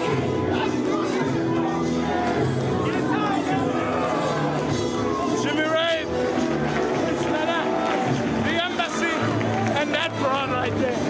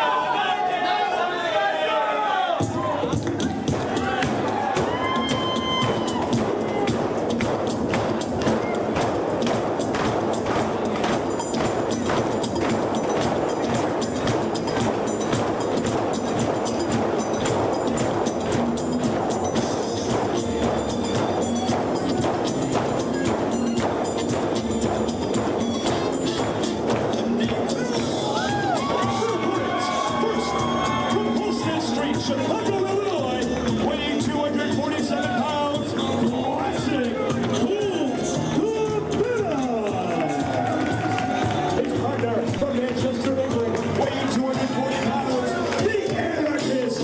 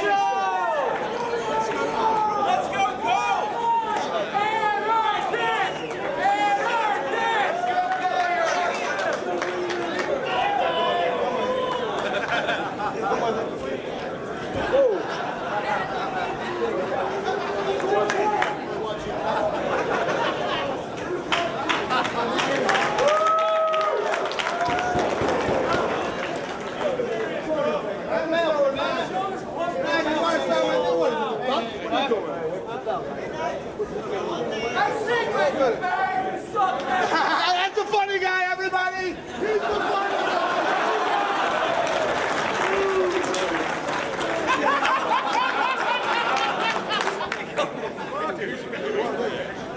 You want the bread, man?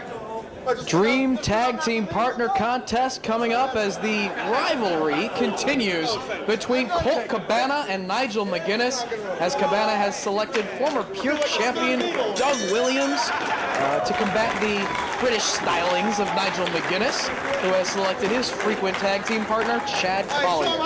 At this time, joining me at the commentary table once again, CM Punk. And me and my frequent tag team partner, Ace Steel, just had one hell of a Pier 6 backstage, and you couldn't break it up. We had everybody trying to pull us apart. Jimmy Rave and Prince Nana actually jumped into their helicopter and escaped by the skin of their teeth, but they forgot their little hired goons, the goon squad, if you will, Dave Prazak in the back. And you know how much I love to fight. Well, I took out all my aggression on those poor kids. And what about my second class? Yeah, they made short work of that goon squad. They did. You should have seen them in the back, tearing those kids' clothes up, throwing them out of the locker room. I think one of my kids actually peed on the other kid. Uncalled for. That's uncalled for. You need to lay down the law at some point. As right now, Doug Williams holding onto the wrist lock on Nigel McGuinness. Grabs hold of the head, quickly countered out of it. Nigel rolls forward, back to his feet. Two of the best European-style wrestlers on the ROH roster today in the ring right now. And of course, Colt Cabana, having spent a lot of time wrestling overseas during 2004, has really added that aspect to his repertoire as of late. But right now, we got Chad Collier back in. You know, there's an interesting dynamic going through this match, and it's basically almost a rivalry between Colt Cabana and Nigel McGuinness. You know, me and Cabana, we go back a long way. You were back in the day with us too there, Dave Prazak. You know how tight me and Cabana are. I told him he can't trust Nigel McGuinness. You know, we all saw that Nigel's a little bit pissed off that Cabana beat him almost at his own game. And now you got this dream partner tag match to try to settle the score here. Well, Nigel McGuinness came up with the victory in their singles matchup last week in Manhattan, and Colt Cabana felt that it was a low blow just before that victory roll that scored Nigel the victory. So it's anybody's call on that, whether it was an intentional low blow or not. Right now, Doug Williams gets a near fall on Collier, right back into his feet and ready to fight. Doug wants a handshake, crawls through Collier's legs, picks his legs, rolls him up. Collier fell for that one. Back to his feet, goes after the leg. That's awesome! Nice series of leg picks here by Doug Williams. Who's got the fancier Union Jack on their tights? I think Doug Williams does. He's got fancier ways of doing maneuvers that you don't typically see on this side of the pond. Nigel coming in, and him's getting his leg picked for his troubles too. Both McGuinness and Collier down at the hands of Doug Williams. Look at this, Dave Prazak. London Bridge is falling down. No, nothing. Well, Nigel was just falling down because Doug Williams is kicking them both back down as soon as they set up. Definitely trying to lay down the law. That's what you get for running in the ring when you weren't tagged, Nigel.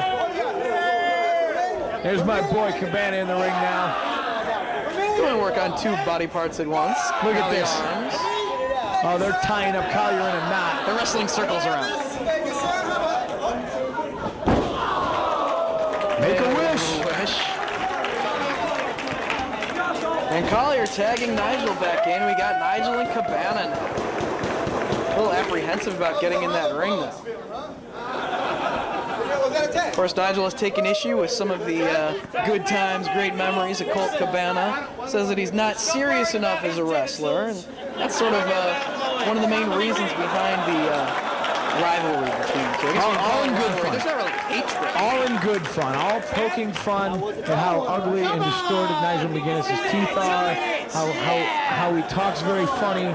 You know, Cabana does that. That's Cabana's personality. God knows if anybody's had to put up with Cabana being a goof for how many years, you know it's me. Takes out the leg of McGuinness, walks over his back, hits the ropes, leapfrog from Nigel, right into the arm drag from Cabana. Rolling forward, holding onto that wrist. And look at this. Cabana just showing a small iota of what he has learned over the pond. Coming down across the arm of McGuinness. Yeah, Cabana will have a little bit of fun in the ring. And he'll add that British style just when you least expect it. And you got to think that that's frustrating to Nigel McGuinness, who is more focused and only worries about the technical hold for hold, move for move. Open that fist, Nigel. Nigel rolling through, still holding onto the wrist, is Cabana. Nigel trying to counter, back and forth he goes. Springboards off those ropes and connects with the elbow. A bit of appreciation from the Dayton fans. Now I'm going to break his wrist. Dave, tell me, is this the first time that Cabana has tagged with Doug Williams? I believe so. But of course, Nigel McGuinness and Chad Collier, on again, off again tag team partners here in ROH. Yeah, they know each other a little bit better than Cabana knows Doug Williams. Look at this. Both legs of Nigel are trapped. He's got nowhere to go. He's going to fall. He's going to fall. Nowhere to go, Dave, but down. And again, having some fun at the expense of McGuinness. But that's Cabana. I think the last time Doug Williams was in Ring of Honor was Glory by Honor 2, I believe. Wasn't it? 3? 3. We've had a lot of Glory by Honors, haven't we? A lot of honor. A lot of glory. A lot of Cabana. Collar and elbow tie up with Nigel. Side headlock grab. Very aggressively. Side headlock takeover. Brings him down to the canvas. Bruce Gray checking on the shoulders of McGuinness. Wraps his legs around the head of Cabana. What do you say, Carl? Bridging up to keep his shoulders up off the canvas. Dave Prazak, you mentioned last week in Manhattan, Nigel winning with that low blow, which he, of course, says is accidental. It could have been intentional. It's anybody's guess. Cabana certainly thinks it was. Oh, and he's got his shoulders down right there for a knee trap. And we saw Cabana get out of this by rolling forward. The last time these two met here in Dayton in a match which Cabana won, which, in my opinion, absolutely stole the show. That was the match that really got people talking about Nigel and Cabana. As good of a unit as they have been, they're almost better as opponents because they bring out the best in each other. Cabana sent right into his partner. Doug Williams wisely blocking the turnbuckle and then telling Cabana to come make a tag. Well, now it's Williams and McGuinness once again. European uppercut. Nigel slumps into the ropes. And one more from Williams. McGuinness reverses the whip. Puts on the brakes and kicking away at the midsection of Collier. Not working out very well for the team of Nigel and Chad. Going for the Chaos Theory right there. Blocked. Rolls him up. Nice counter to a finishing maneuver that not too many people escape out of. Going for it again. Oh, Chad Collier goes right to the eyes. And drives the arm of Doug Williams down to the canvas. Nigel likes to pick apart that arm. No, he's got that deadly submission maneuver. Also got that key lock driver, which has been known to separate some shoulders. And here we go, ring mat technician Chad Collier in the ring. He'll pick you apart, he'll hurt your arm, he'll punch you in the face. You punk. Going to work, just driving that arm down to the mat. And he was just humiliated about a good 15 seconds ago, so he is not in a good mood. Hammerlock applied. He's going to ride this all the way down to the mat. And bridging forward to put more pressure on the hole. Pressure on the elbow, pressure on the shoulder. Doug, that's a hell of a move, man. Driving the knee down into the arm as well. Chad Collier is a wrestler in the same vein as an Arn Anderson, or maybe a Fit Finley. A guy who knows how to punish you. A guy who knows how to find that one weakness and go to work on it. Doug Williams trying to elbow his way out of that position, turns it around with a hammerlock of his own, and connects with Collier, but gets met with the drop kick. And into the corner of McGinnis, and Collier he goes. Nigel back in. Doug Williams needs to make some distance in between that corner and his corner. He needs to get away from those two guys. And obviously, Collier and McGinnis want to cut that ring in half. Oh! Miscommunication right there. Hey now, Collier. Here you go, Dougie. Collier saves the match right there, breaking up the pin attempt. But Nigel is still in between Colt Cabana and his partner. No, Cabana wants in. He's to save the arm of his partner here, Hammerlock. Maybe looking for that Hammerlock divorce court. Let's go, Doug. Here we go, Doug. Doug Williams trying to power himself into his own corner to tag his partner, Colt Cabana. Shots to the midsection of McGinnis. He's still locked up in that key lock. There he goes. He escaped that. Full Nelson applied by McGinnis. Breaks free. Sunset flip. Collier breaks it up once again. We're seeing a lot of good teamwork by Chad Collier and Nigel McGinnis. We're also seeing a lot of miscommunications by the same team. They need to get on the same page here if they want to beat the caliber of athletes that they're facing. Well, they're at least on the same chapter. They're working on the same body part, focusing on that arm, looking for a submission victory, as now Nigel. He's got him in that key lock. It looks like he went upstairs and maybe take him down in a head scissors. Doug Williams refusing to go down. The power of Doug Williams, able just to walk to the ropes to free himself. Nigel's on the ropes, Nigel. What do you say? Yeah, Chad Collier, while the referee is distracted, tying up Doug Williams' arm in the top rope. Come on. I didn't see it right. Cabana's getting hot. Keep your cool, Cabana. Keep your cool. He wants in. As Nigel and Collier taking advantage of the referee, having his back turned to the action. Nigel now with Doug Williams, gut wrench suplex coming up. Holding him up, but staying on his feet. More miscommunication. Another roll up. Right here, Dougie, right here. Right here. Reaching for the tag, can he get it? You hear Cabana being real vocal to let Doug know exactly what corner to go to. Trying to crawl his way toward the hand of Colt Cabana. He made it, Dave. He makes the tag, but referee Bruce Gray was tied up with Chad Collier on the other side of the ring, didn't see the tag, and he's not going to allow it. But he connects with the chin breaker on Nigel. I told you he was blind, Dave. I told you. No, colorblind. Well, what's the difference? He obviously didn't see the tag. He would have seen the tag if Chad Collier didn't have him distracted. Can he make the tag this time, though? Cabana encouraging Doug Williams to make the tag. Crawl toward the corner. Both McGinnis and Doug Williams are down. Nigel trying to grab hold of the leg, but he makes the tag. In comes Cabana. Knocks Collier off the apron, off the far side. Big lariat to Nigel McGinnis. Same for Chad Collier. The ref saw that tag, didn't he? Cabana's fired up here in Dayton, Ohio. Connects with the elbow on both men. Oh, it's on tonight. No, we got a double noggin knocker coming up. No, the shots in the midsection of Cabana send him into the ropes now.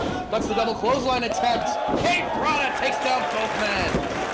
Cabana goes to cover both men. Both men kick out. Wouldn't that have been something if he pinned both of them? Cabana now, boot to the midsection of Collier as he's got Nigel hooked. Trying to turn the tables on Cabana. Oh! Got him. Only two, though. Shut up! Cabana has had neck and shoulder problems in the past. And That double monkey wrist lock does not do either of those past injuries any good. Nigel getting his hands on Colt Cabana for the first time. Puts on the brakes, sends Nigel into the corner. Comes charging into the boot from McGinnis. To the second turnbuckle he goes. Leaping over Cabana. Headstand in the corner. Cabana comes charging right into the boot. Doug Williams trying to take Nigel off his perch. Cabana and Collier now inside the ring. Wait a second. Battering ram. No way. No. Whoa. Yay. Colt Cabana using his smarts right there. Nigel McGinnis now, set to the buckle. Doug Williams with the running knee strike. Cabana with the butt. Oh, Koshinaka would be proud. Gut wrench suplex from Doug Williams, frog splash from Cabana. Oh, and Collier's right in to break it up before the pinfall can even be counted. Turns his back on Cabana though. Boot to the gut of Collier.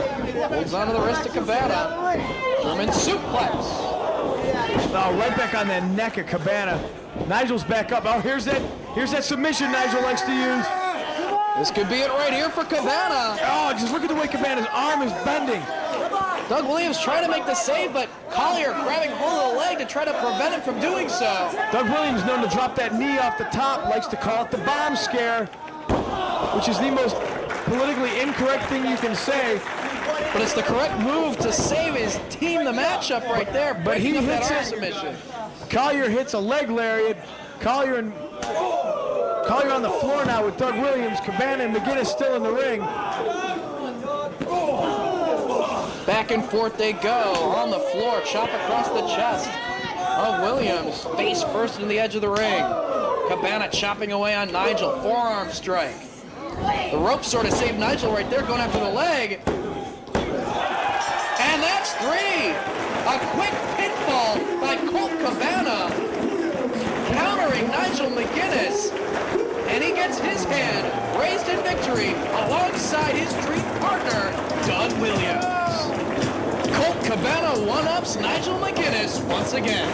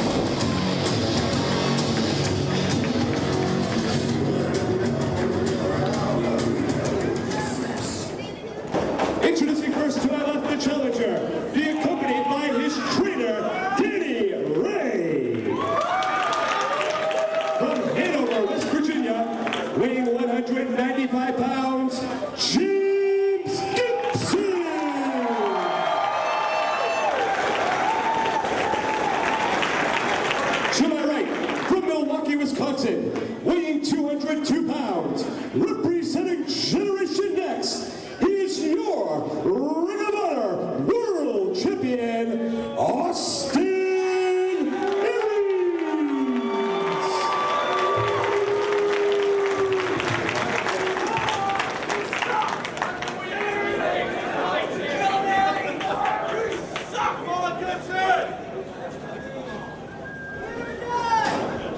Todd Sinclair holds the ROH World Championship overhead as the title will be on the line as Austin Aries set to defend in a rematch against James Gibson. These two went to a double pin at stalemate just outside of Boston.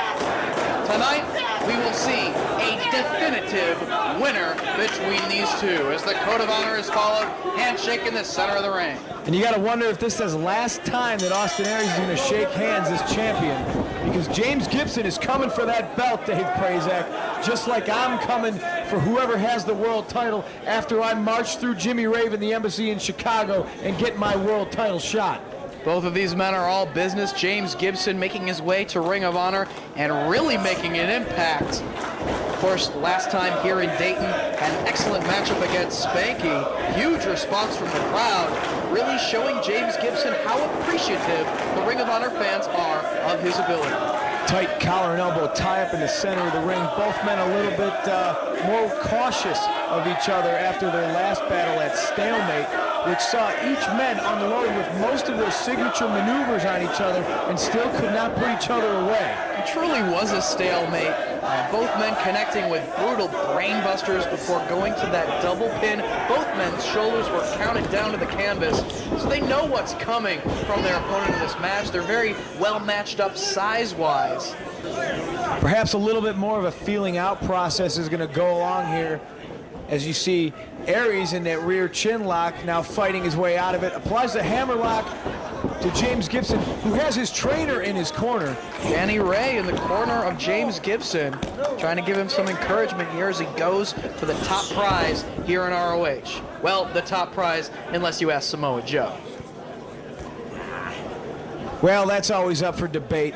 But of course, one thing that's not up for debate right now is either man's wrestling skill and the atmosphere here in Dayton, Ohio, Friday the 13th. You could cut it with a knife. Dayton's seen a lot of big-time heavyweight matches, a lot of title bouts going on here. Of course, probably the most famous would be the first hour draw that I had with Samoa Joe. No, Dave, you didn't like that? Yeah, I agree with you. Yeah, you it was an excellent match. Well, speak up. James Gibson. Austin Aries Aries with the Greco-Roman knuckle lock. They're cautious about the matchup. You know, it's still the feeling out process here in the early going. As he kicks away one hand of the knuckle lock, sweeps the legs of Aries. Lateral press by Gibson to his feet. Takes him over with the arm drag and bars the arm. Gibson's going for a lot of pin attempts early on here, and you see him right now cranking on that arm. You see the way Gibson looked at that belt right before he gave it back to the referee. Well, you know, it was within his grasp in Boston. He almost had the victory against Austin Aries. And this is a great opportunity right here in front of a crowd that is appreciative of possibly a lengthy world title match here as they feel each other out here in the early going. Gibson not letting go of that arm. You see Austin Aries trying to roll, possibly look for an escape. Gibson holding on, now riding it down into a hammerlock on the mat. Of course, Austin Aries got that big victory last week in Manhattan against Alex Shelley as Generation Next collided. Can he hold on to the title against a very aggressive James Gibson who really wants to make his mark? He's had some excellent matches, not only against Spanky last time here in Dayton, but you know, a great match against Rocky Romero at Back to Basics. Black Tiger last week in Manhattan, really showing what he's made of. Aries gets the shot into the top wrist lock, holding on to it, and holding his ground is Gibson until he takes the leg out from him and takes him down to the mat. Senior official Todd Sinclair checking the shoulder. And Aries just stomping away at the chest. Aries surprisingly not following up on that. Like you said, they are very cautious. He knows that it's all on the line. He knows what Gibson can do in that ring. You know, both men wanted the match to continue after that double pin if it wasn't for, just how much hatred between Alex Shelley and Austin Aries existed, and that Alex Shelley was coming after that title of Austin Aries in Manhattan and attacked him before the referee could restart that match. We could have seen a winner in Boston, but unfortunately, we have to wait until tonight to see who is the better man between these two. Austin Aries with a side headlock now on Gibson. Run up the ropes attempt. Finally, Aries connects with the drop kick to the chest as neither man was able to keep the advantage for more than a split second. Pulling Gibson back to his feet, clubbing away at that back. Of course, has that nagging back injury after Roderick Strong injured it with that Boston Crab with the knee driven into the back. It has plagued James Gibson in recent weeks. As Austin Aries going for the roll, Gibson holds on and knocks the champion down to the canvas. Gibson steps over the body of Aries, puts on the brakes as Aries out to the floor. But he connects with the kick, sending Aries right into the steel barricade. Gibson's not waiting for this belt. He's coming to get it. And Austin Aries, this is probably his biggest challenge to date. Solid chop across the chest of Aries. Gibson just measures him for the forearm strike.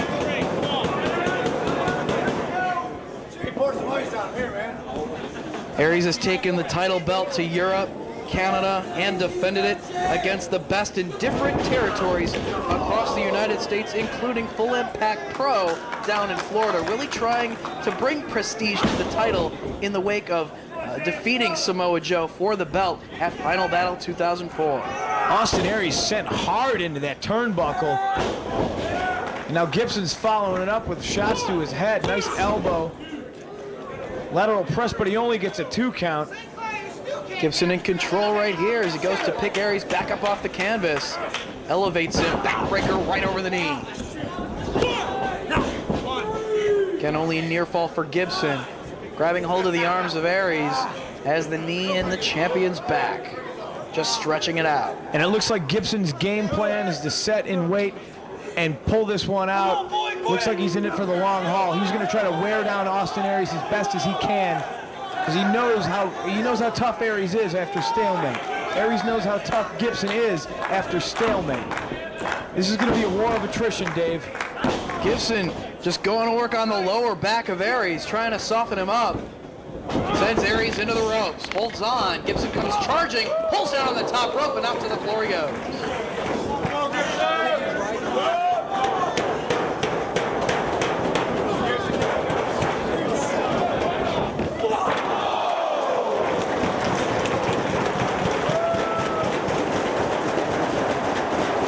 Aries goes soaring through the ropes, and the back of James Gibson just collided with that steel barricade. Like a heat-seeking missile, going after that back that's already previously been injured by the policeman of the Generation Next, Roderick Strong. And again, sends him into the barricade once again. Those barricades seeing a lot of action tonight. And of course, it decides taking the title internationally and across the United States against the top Ring of Honor talent. He has successfully defended that title against a host of challengers. Rematch against Samoa Joe. Right there, Dave Prazak, right there. That could have been the pivotal moment in this match. I thought he was going to go after his back, but it appears to be he's going after the left arm of James Gibson. And what do we got coming up right here? He can't. Oh, Dave! Wow, just sandwiches that arm between the barricade and his knee. I thought he was going for one of those patented Austin Aries drop kicks, but instead of sacrificing his own body and taking the brunt of that landing on the floor, he just threw his knee into that guardrail in his arm like a freight train. James Gibson is hurt. Yeah, by this point, not only has he done damage to the back in the early going of the matchup, and now he's got a second body part, that injured arm of James Gibson now to focus on. You see James Gibson's trainer right there yelling encouragement at him.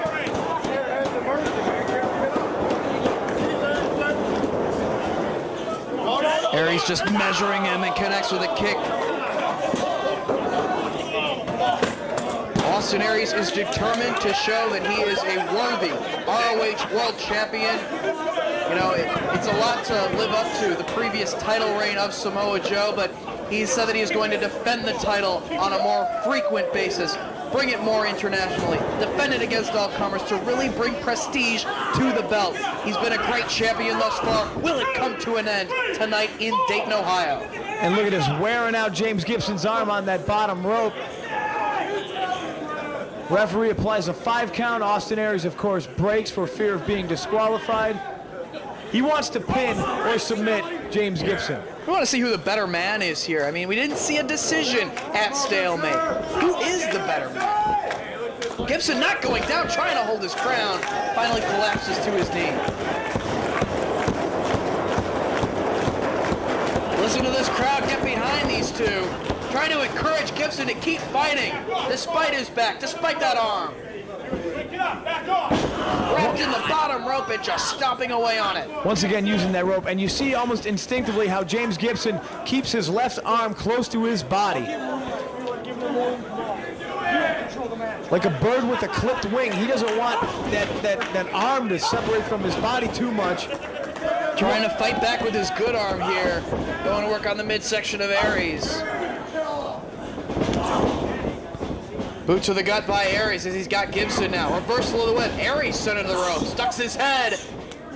Wait, we could be going for a brainbuster right here, Dave. No, small package. Successfully able to avoid the brainbuster attempt right there, but Aries brings him right back down on the mat. Gets yet another near fall.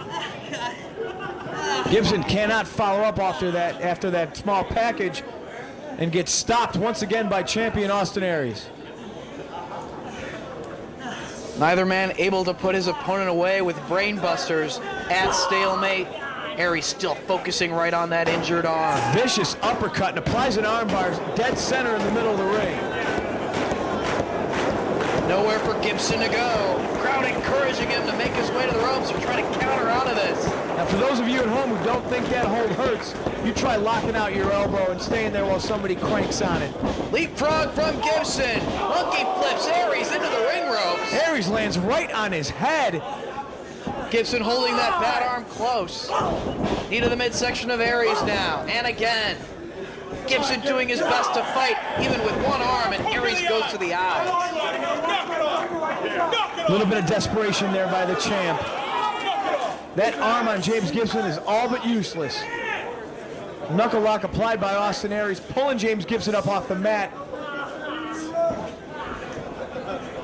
Elevating him now. Drives him down to the canvas. No, refusing to be pinned. But of course, we've seen that Gibson will not easily submit, will not easily give up in the ROH ring, as Spanky had to throw in the towel back at the Best of the American Super Juniors tournament in order for him to lose that match after sustaining that back injury at the hands of Roderick Strong. So even though Aries is focusing on that arm, it's not going to be too easy to get James Gibson to say I quit. Certainly not. He's going to throw everything he can at Austin Aries, whether that arm's hurt or not. And we just saw earlier a very smart maneuver by Austin Aries. A side slam. Oh! Again, just driving the arm down into the canvas and going right back after it. And you'll notice in the center of the ring, nowhere for Gibson to reach the ropes to force a break. Referee asking if he needs to give it up here. Aries changing it up just a little bit. Drives the knee down into that arm. Relentless, going to work on it.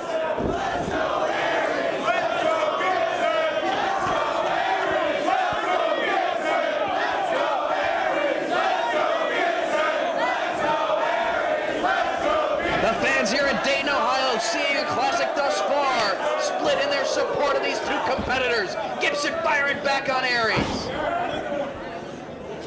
Gibson fighting back with the heart of a champion.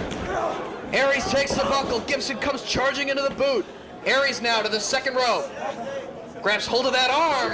Tornado divorce court. Not enough to put him away. definitely not enough to put him away. As I said earlier, Gibson fights with the heart of a champion. He wants that belt more than anything in his entire career, and he's throwing everything he can at Austin Aries. He's going to fight him off. I mean, in fact, Gibson, at Best of the American Super Juniors, or actually at Stalemate, I'm sorry, for the world title, the first time he has done a springboard plancha or a moonsault in about 5 years, Dave Prazak. Busting it all out. Letting it all hang out. You got to wonder what other kind of tricks he has up his sleeves tonight. He's got Aries up. Oh, drives him down. Samoan drop on the champion. Frees his arm from that pressure that Aries was applying. Gibson not able to follow up. He's trying his best here. Another knee to the midsection of Aries. Chop with his good arm across the chest. Sends Aries into the ropes. Ducks his head and pays the price. Gets kicked right in that arm. Power slam from Gibson. So close.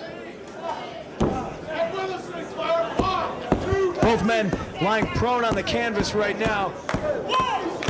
As Danny Ray encouraging Gibson to dig down for an extra burst of energy.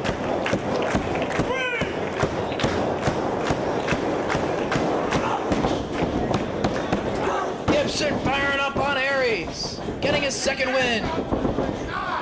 Aries, back body drop from Gibson.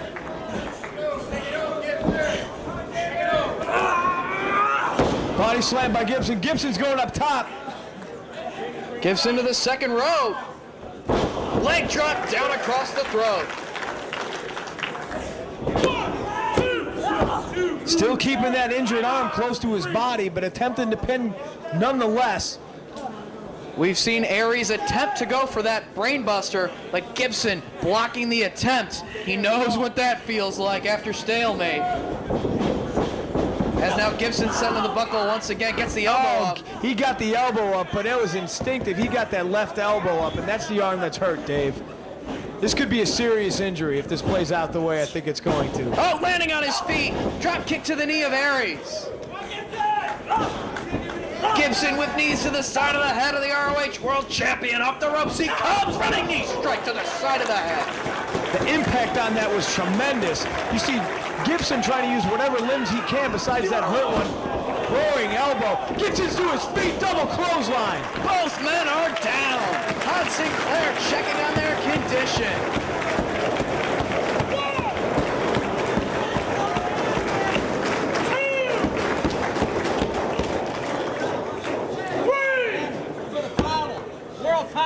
Danny Ray encouraging Gibson to get back to his feet. Of course, Gibson likes to put to use that front guillotine choke to put away his opponents as of late. He has yet to go for that maneuver thus far. Look at this slugfest in the middle of the ring here. Gibson off the far side. Wallops Aries right upside the head. Leg lariat sends Aries to the floor. And into the barricade Aries goes as well. Come on, Gibson. Stay on it! You can't pin the man on the floor. Get him back in that ring. In the ring, guys. Gibson out to the floor. No, you gotta be kidding me. The Tiger Driver on the floor. He's thinking about it. He's shaking off that arm. Aries down to one knee trying to block the attempts. Brainbuster on the floor. Oh, using his leverage to block, and he drops Aries on the barricade.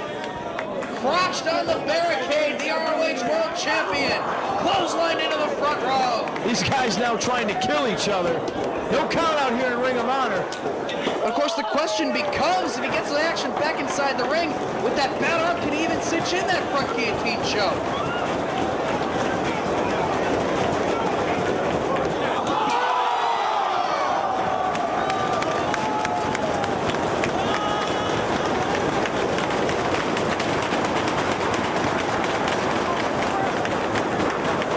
Just like in their first confrontation, James Gibson pulling out amazing maneuvers, doing whatever it takes to try to earn the victory.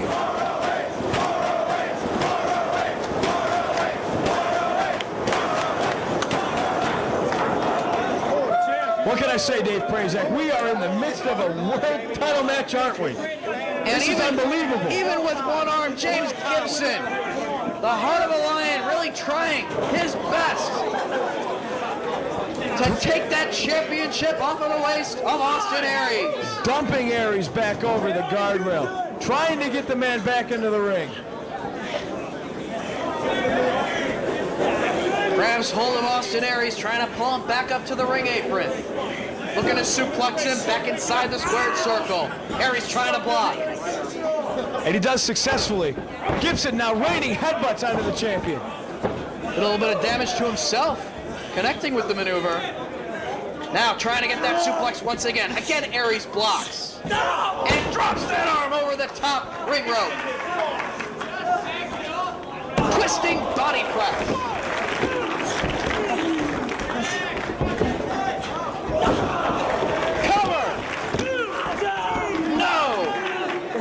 High-flying maneuvers from Austin Aries. Gibson, bad arm and all, hanging in there, staying in the matchup, not giving it up. Aries looks like he's loading up that elbow, maybe.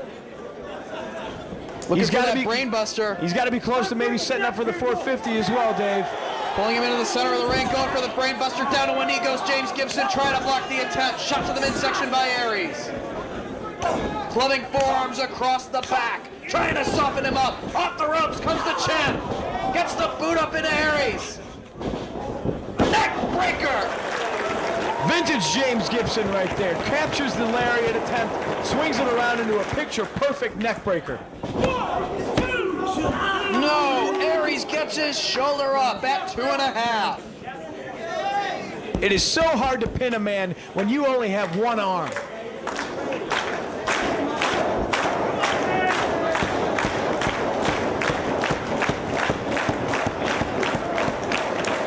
Gibson now feeding off the energy of this crowd. He's going for the Tiger Driver, Dave. He can't get it. Aries blocks.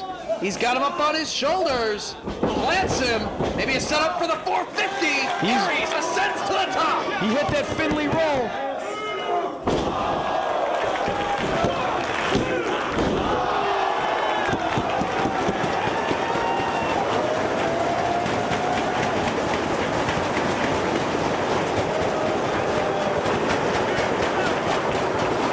Aries can't believe it. I can't believe it. That's as close as it gets right there, Dave Prazak. 2 15/16, and Aries is in shock. These fans are in shock. He kicked out of the 450 of Austin Aries. That's what won him the ROH World title. He's got the brainbuster left and rights and lefts in the corner. James Gibson fights back like a wounded animal. Trying to fight his way out of the corner.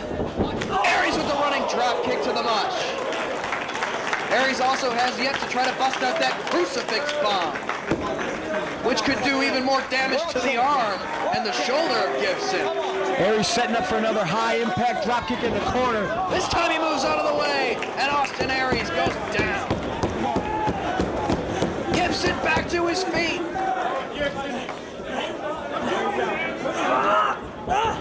He's got the choke, Dave.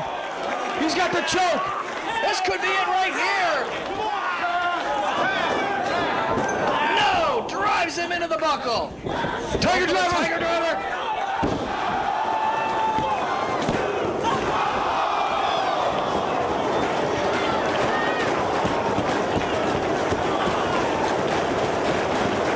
He had that choke on. He had that choke, and in desperation, he had to let go. His arm is too hurt, Dave Prazak, but he successfully hit the Tiger Driver, which has put down lesser men, just as the Austin Aries 450 has put down lesser men. These two guys are letting it all hang out here in Dayton, Ohio.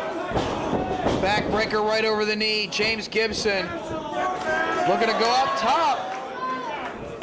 Busting out that moonsault once again, but he pays the price. Austin Aries moves out of the way. Austin Aries Aries pulls himself back to his feet. Got to use the ropes. Oh, there's a kick right to the face. Aries knows his title is in jeopardy right here. Brainbuster coming up, right on his head. Kick to the face, brainbuster. This is almost the same series of moves that put down Samoa Joe at Final Battle. Going for another 450. Gibson still down on the canal. He's back to his feet. Takes out the legs from Aries. Gibson's running on fumes here. Chop across the chest. Just going to work. Open hand strikes and chops to the chest of Austin Aries. Gibson all the way up top. Hey, Dave Prazak, he's got the choke. He's on the top rope, and he's got the choke. Oh, Aries giving up. Referee getting in there. He needs to break the hold. He's in the ropes.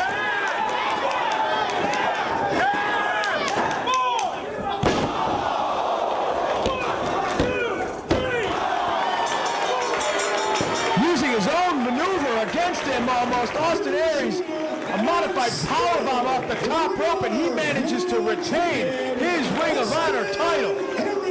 What a back and forth contest. Really shows what kind of a fighting champion Austin Aries is, and just what a competitor James Gibson is here in Ring of Honor.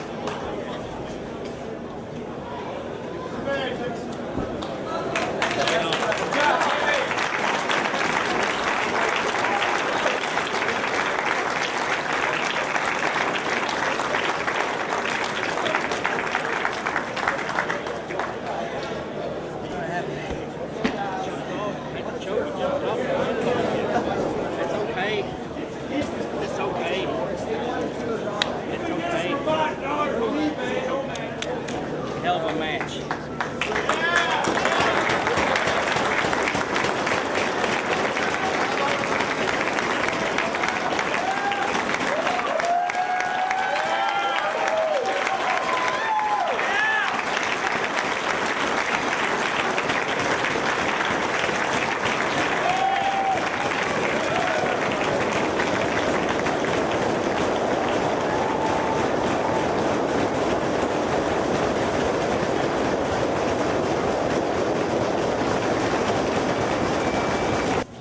This is Dave Prazak here at Intermission in Dayton, Ohio, as we set up the steel cage for your main event, Bryan Danielson and Homicide, to finally settle the best of 5 series inside the steel cage. They're too intense, we can't even get near their locker room. So joining me right now at this time, the Ring of Honor Pure Champion, Samoa Joe.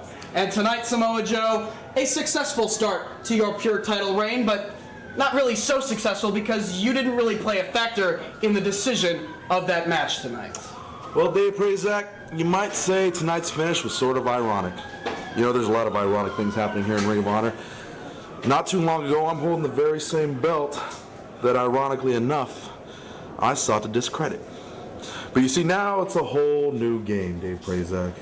Because you see, everybody knows that the ROH World title meant something only after I'd put my hands on it.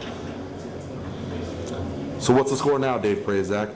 Tonight, you see me here with the Pure Championship. A belt which, in most fans' eyes, doesn't mean a whole heck of a lot. But a belt who, when is put in my hands, will mean everything in the world. Tonight, Dave Prazak, I make a proclamation, and it's very simple. The Pure Wrestling Championship will be the only championship in ROH worth anything anymore. And it's simply because it belongs to me. Whoa.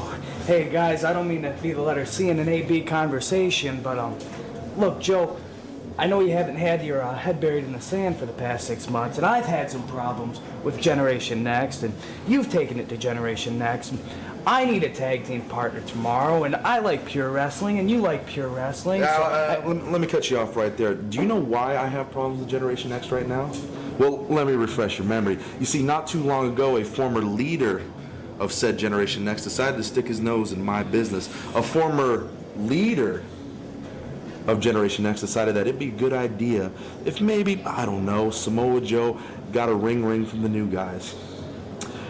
And you know what that former leader can do? I have some ideas, but... Go find himself some friends. I suppose that is what I could do, isn't it? Great. Steel cage main event still to come here in Dayton, Ohio.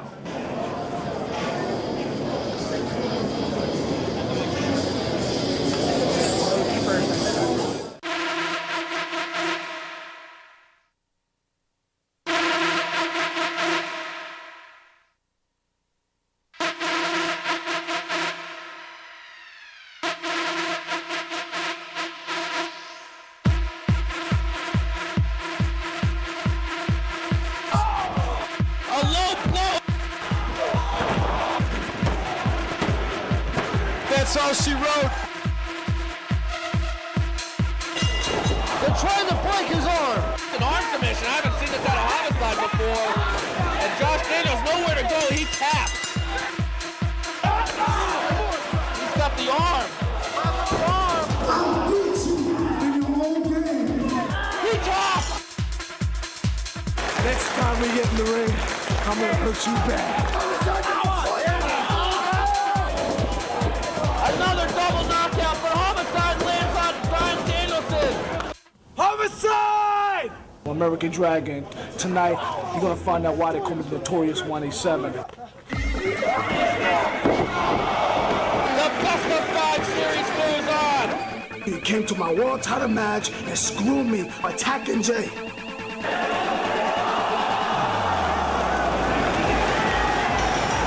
You call yourself the Dragon? Homeboy, I'm the Slayer, and I'm gonna slay you tonight. Notorious 187 is gonna be victory. You know what I'm saying? Victory. And the Rockwell's got something for you, American Dragon.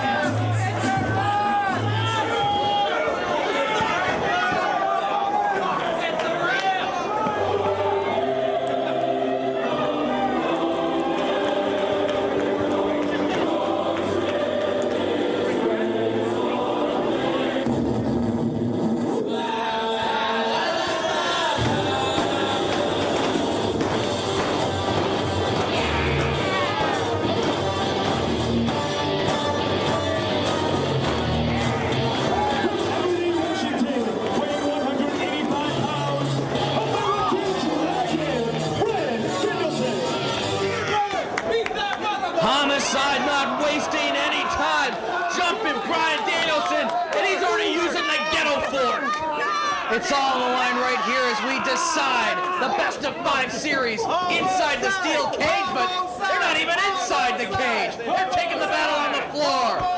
This match, I don't even think it's officially started. The bell hasn't rung yet. Now they have to get inside the cage before the referee will officially begin the match. Homicide not wasting any time. It doesn't have to be inside the cage. He'll do damage on the floor first. Danielson has already busted open from that razor-sharp fork.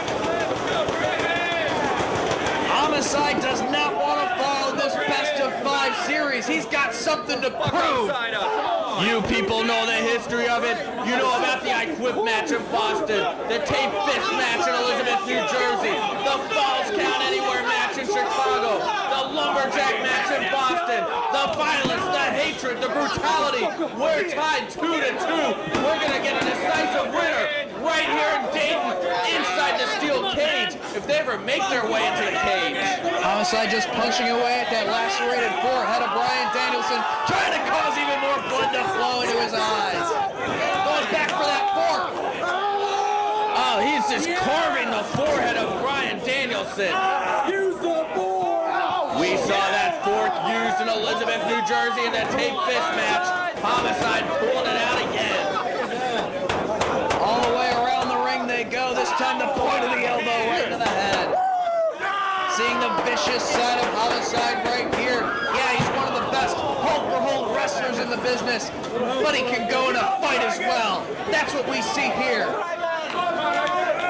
And we've seen that side of Bryan Danielson for the first time, known as a great technical wrestler before this feud. We've seen the violent side of Bryan Danielson. We've seen the brawling side, and we've seen the fact he can mix it up with the best in the business like Homicide.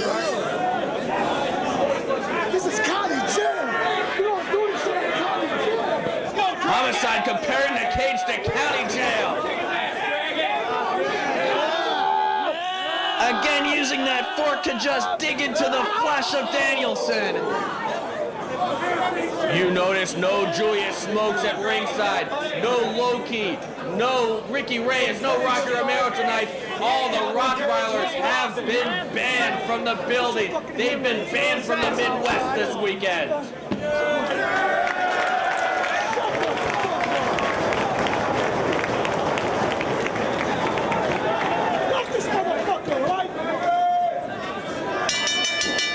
The bell officially rings to start this match as they enter the steel cage, and Todd Sinclair shuts the door. Pinfall or submission to decide the winner. These two said, forget about the escape the rules clause. We're not going to try to escape the cage. We want to get at each other. We want a pinfall or submission victory in this one. It's all about a decisive winner.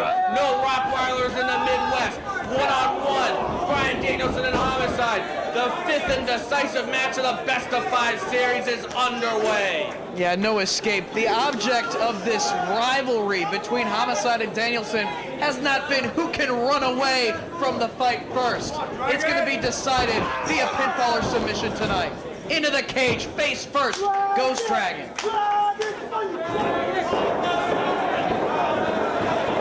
Dave, so far I've neglected to mention the other important factor of this match. The winner of this bout will go on to Chicago tomorrow night and nowhere to run, and they will get a shot at the world title held by Austin Aries. Just launches that chair at the head of Danielson. And of course the loser of the match to take on Doug Williams tomorrow night in Chicago. You're going to get 2 dream matches no matter who wins or loses this one, but you better believe that Danielson and Homicide want that shot at the world title as they exchange vicious chops. Beaten and bloodied or not, Danielson is firing right back on the notorious 187 face first into the cage. Pulls him back up, and once again driving Homicide's head into the steel. He's got that chair now, and launches it at Homicide. Who would have ever thought that you would have seen this side against Bryan Danielson? I mean, this is a guy who had that epic encounter against Paul London, that 203-mile fall match, and now he's got a fork. Bryan Danielson's going to use a fork for the first time in his ROH career. Showing just how much of a versatile performer he is. He's not going to back down from Homicide. Not when it's all on the line. Not in the deciding matchup of the series. The fork cutting the skin of Homicide open. As if the steel cage wasn't enough of a weapon, that fork brought into the ring by Homicide, being put to use on him by Danielson. Those razor sharp spokes driving into the flesh of Homicide, cutting it open, and what's Danielson doing now? Man, did you see his neck just twist upon impact, head first into the steel cage? That is just steel right there. There is no give. And onto the opposite side of the cage as well. Danielson's on fire here. These two weren't messing around. There's no feeling out process in this match. These two going right for the win. Big European uppercut from Danielson. Homicide staying on his feet though. Finally the third takes Homicide down. When we saw Bryan Danielson fighting Austin Aries for 75 minutes and testing the limit, who would have ever thought he would end up in a match like this one day? Butterfly suplex from Danielson. Goes for the cover. You see the blood of Homicide on the body of Bryan Danielson. And look at Danielson using his fingernails to try to tear that cut open even more. See the expression of pain on the face of Homicide. Cross face from Danielson. Oh, this is just flat out a war. Sets up that chair. Two chairs inside the cage. Danielson has managed to suplex Homicide through the chairs like that on a few occasions in this feud. He's going for it again. No, Homicide using his leverage to block the suplex attempt. Trying to turn it on and turn the tables on Danielson. And that chair is destroyed.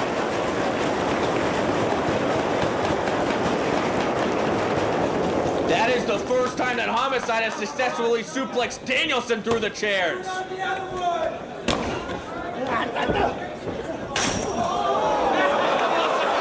So much for that chair as he's got the other one. And just unleashing on the back of Danielson. Sets up that chair on one corner of the ring. You could hear the impact. That's just pure hatred right there. That chair smacking against the flesh on the back of Bryan Danielson. Pulling Danielson back up. Takes him down, holding onto the legs. Maybe looking to slingshot him into the cage. Face first into the steel goes Danielson. And now Homicide digging for some more weaponry. You gotta ask yourself, what, did Homicide just put something under that bandana?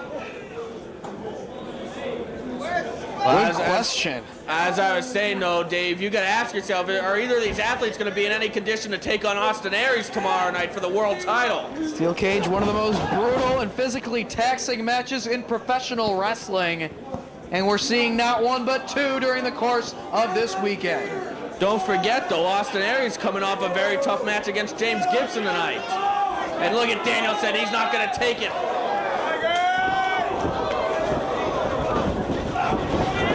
Getting an extra burst of energy. Danielson with Homicide, sent to the ropes, meets the elbow. Irish whip, hard into the buckle goes Homicide. Danielson with the running forearm strike. Homicide in once again, and he's got the chair.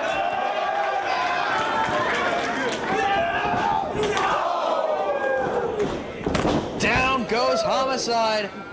As now Danielson may be looking to cinch in that Mexican surfboard. It looks like he's trying to incorporate some wrestling in this match.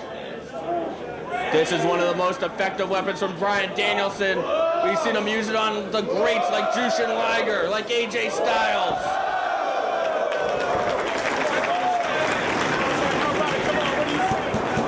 Will Homicide quit?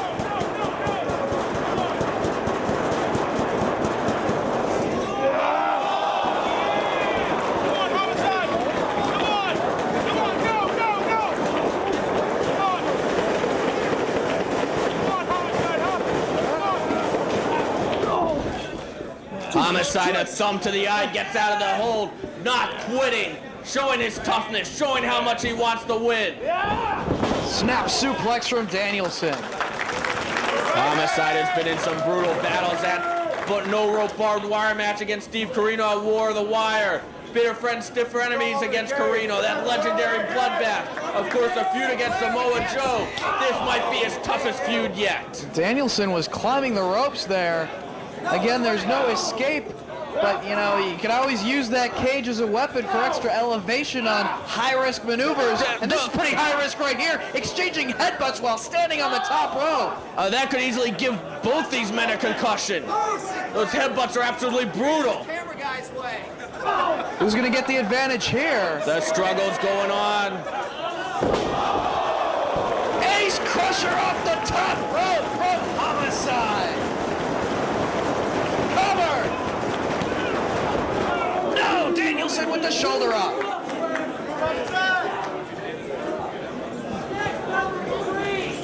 Both men have gone fast and furious in this one. They have taken an extreme beating. Oh, looking for the lariat, winding up his Homicide. If he hits it, it could be over. No. Ducks underneath, cradles that leg. Regal Plex. So very close right there for Danielson. That's how Danielson won the match in Chicago to keep this series alive. Homicide kicking out of the Regal Plex. Both men very physically worn down from the hard-hitting battle thus far inside the steel cage here in Dayton.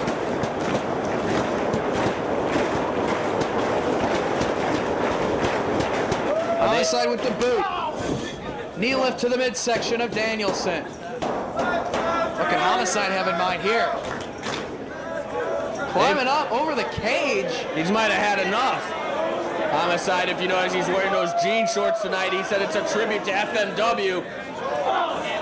And these two are battling on the top of the cage. Chopping away at Danielson, grabbing hold of the nose of Homicide.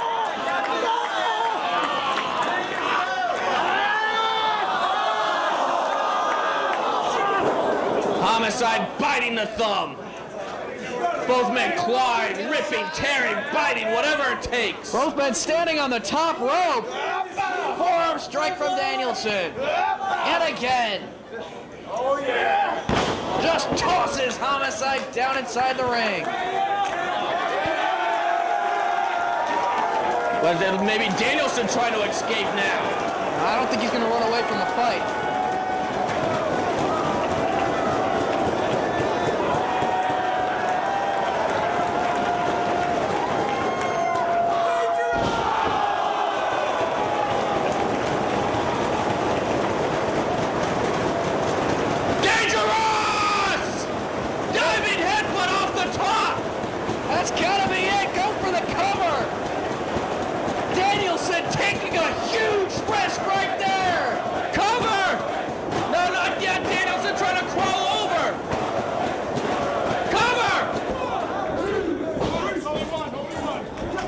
Oh, Homicide somehow getting out of it. I think he was just rolling around in pain. Danielson called for the airplane spin. We've seen it in just about every match. I think every match of this series. Oh, elbows his way out of it. Pile driver from Homicide. Oh, Danielson kicking out. He might have an injured neck after that one, though. Homicide trying to psych himself up. Trying to get some adrenaline going. He's been hit with a headbutt off the top of the cage. Bryan Danielson has been hit with a top rope ace crusher. These two are absolutely demolishing each other. The winner gets a world title shot tomorrow night. Trying to put a stop to whatever Homicide had in mind. See that now on the top turnbuckle, Danielson meets him. Danielson going for high impact.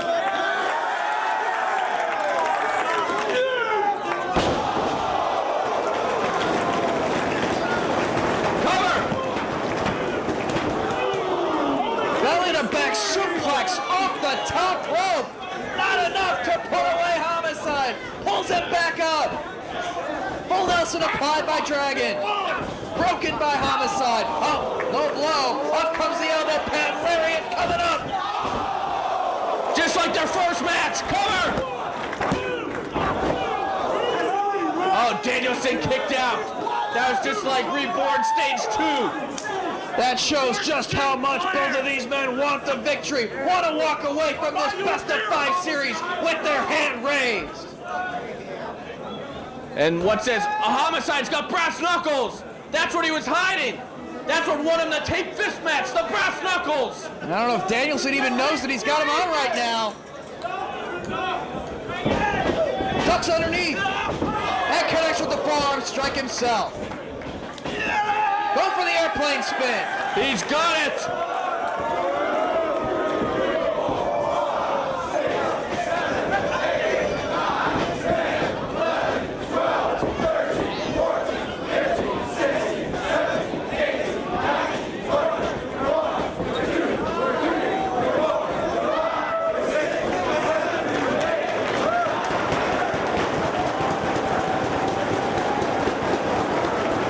Is it ever going to end?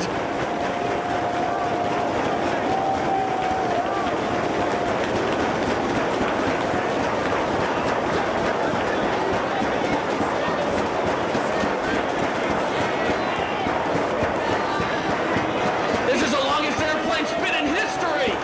He's still going. How is Danielson even still standing?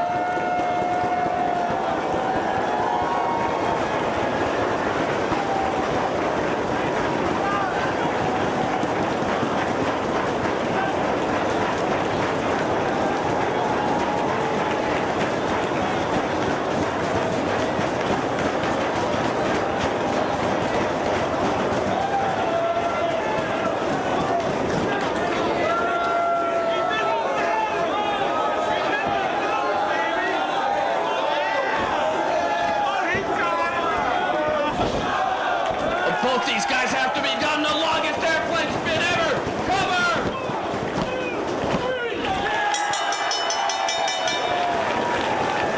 Bryan Danielson with the most airplane spins I've ever seen. I don't know how many rotations that was, but the point is, Homicide had to withstand more than anyone.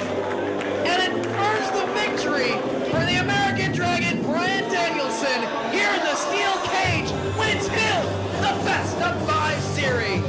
Oh, I can't believe the brutality, but we just saw what intensity from both men. What a match. Bryan Danielson going on tomorrow night in Chicago. Nowhere to run.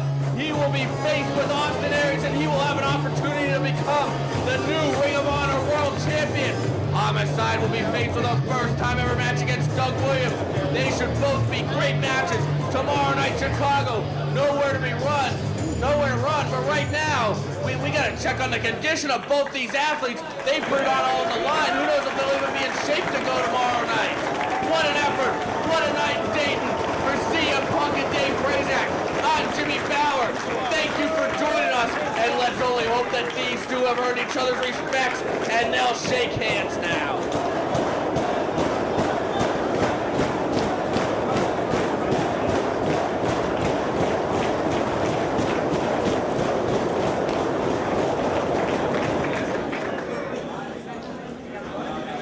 It doesn't change the fact that you suck, Sinclair.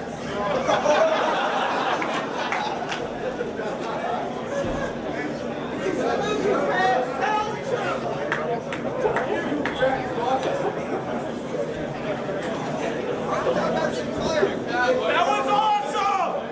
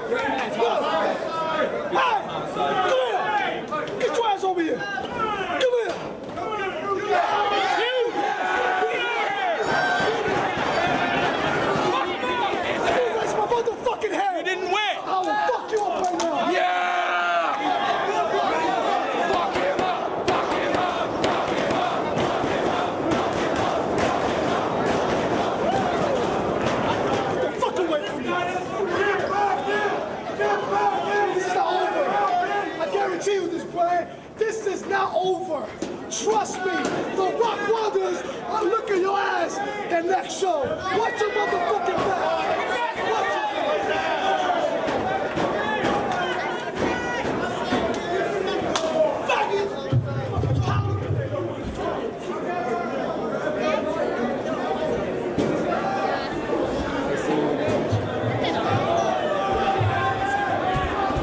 Homicide.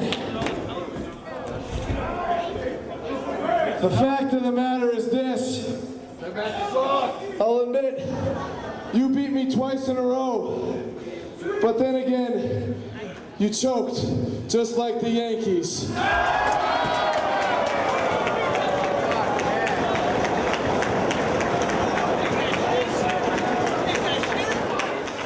And Homicide,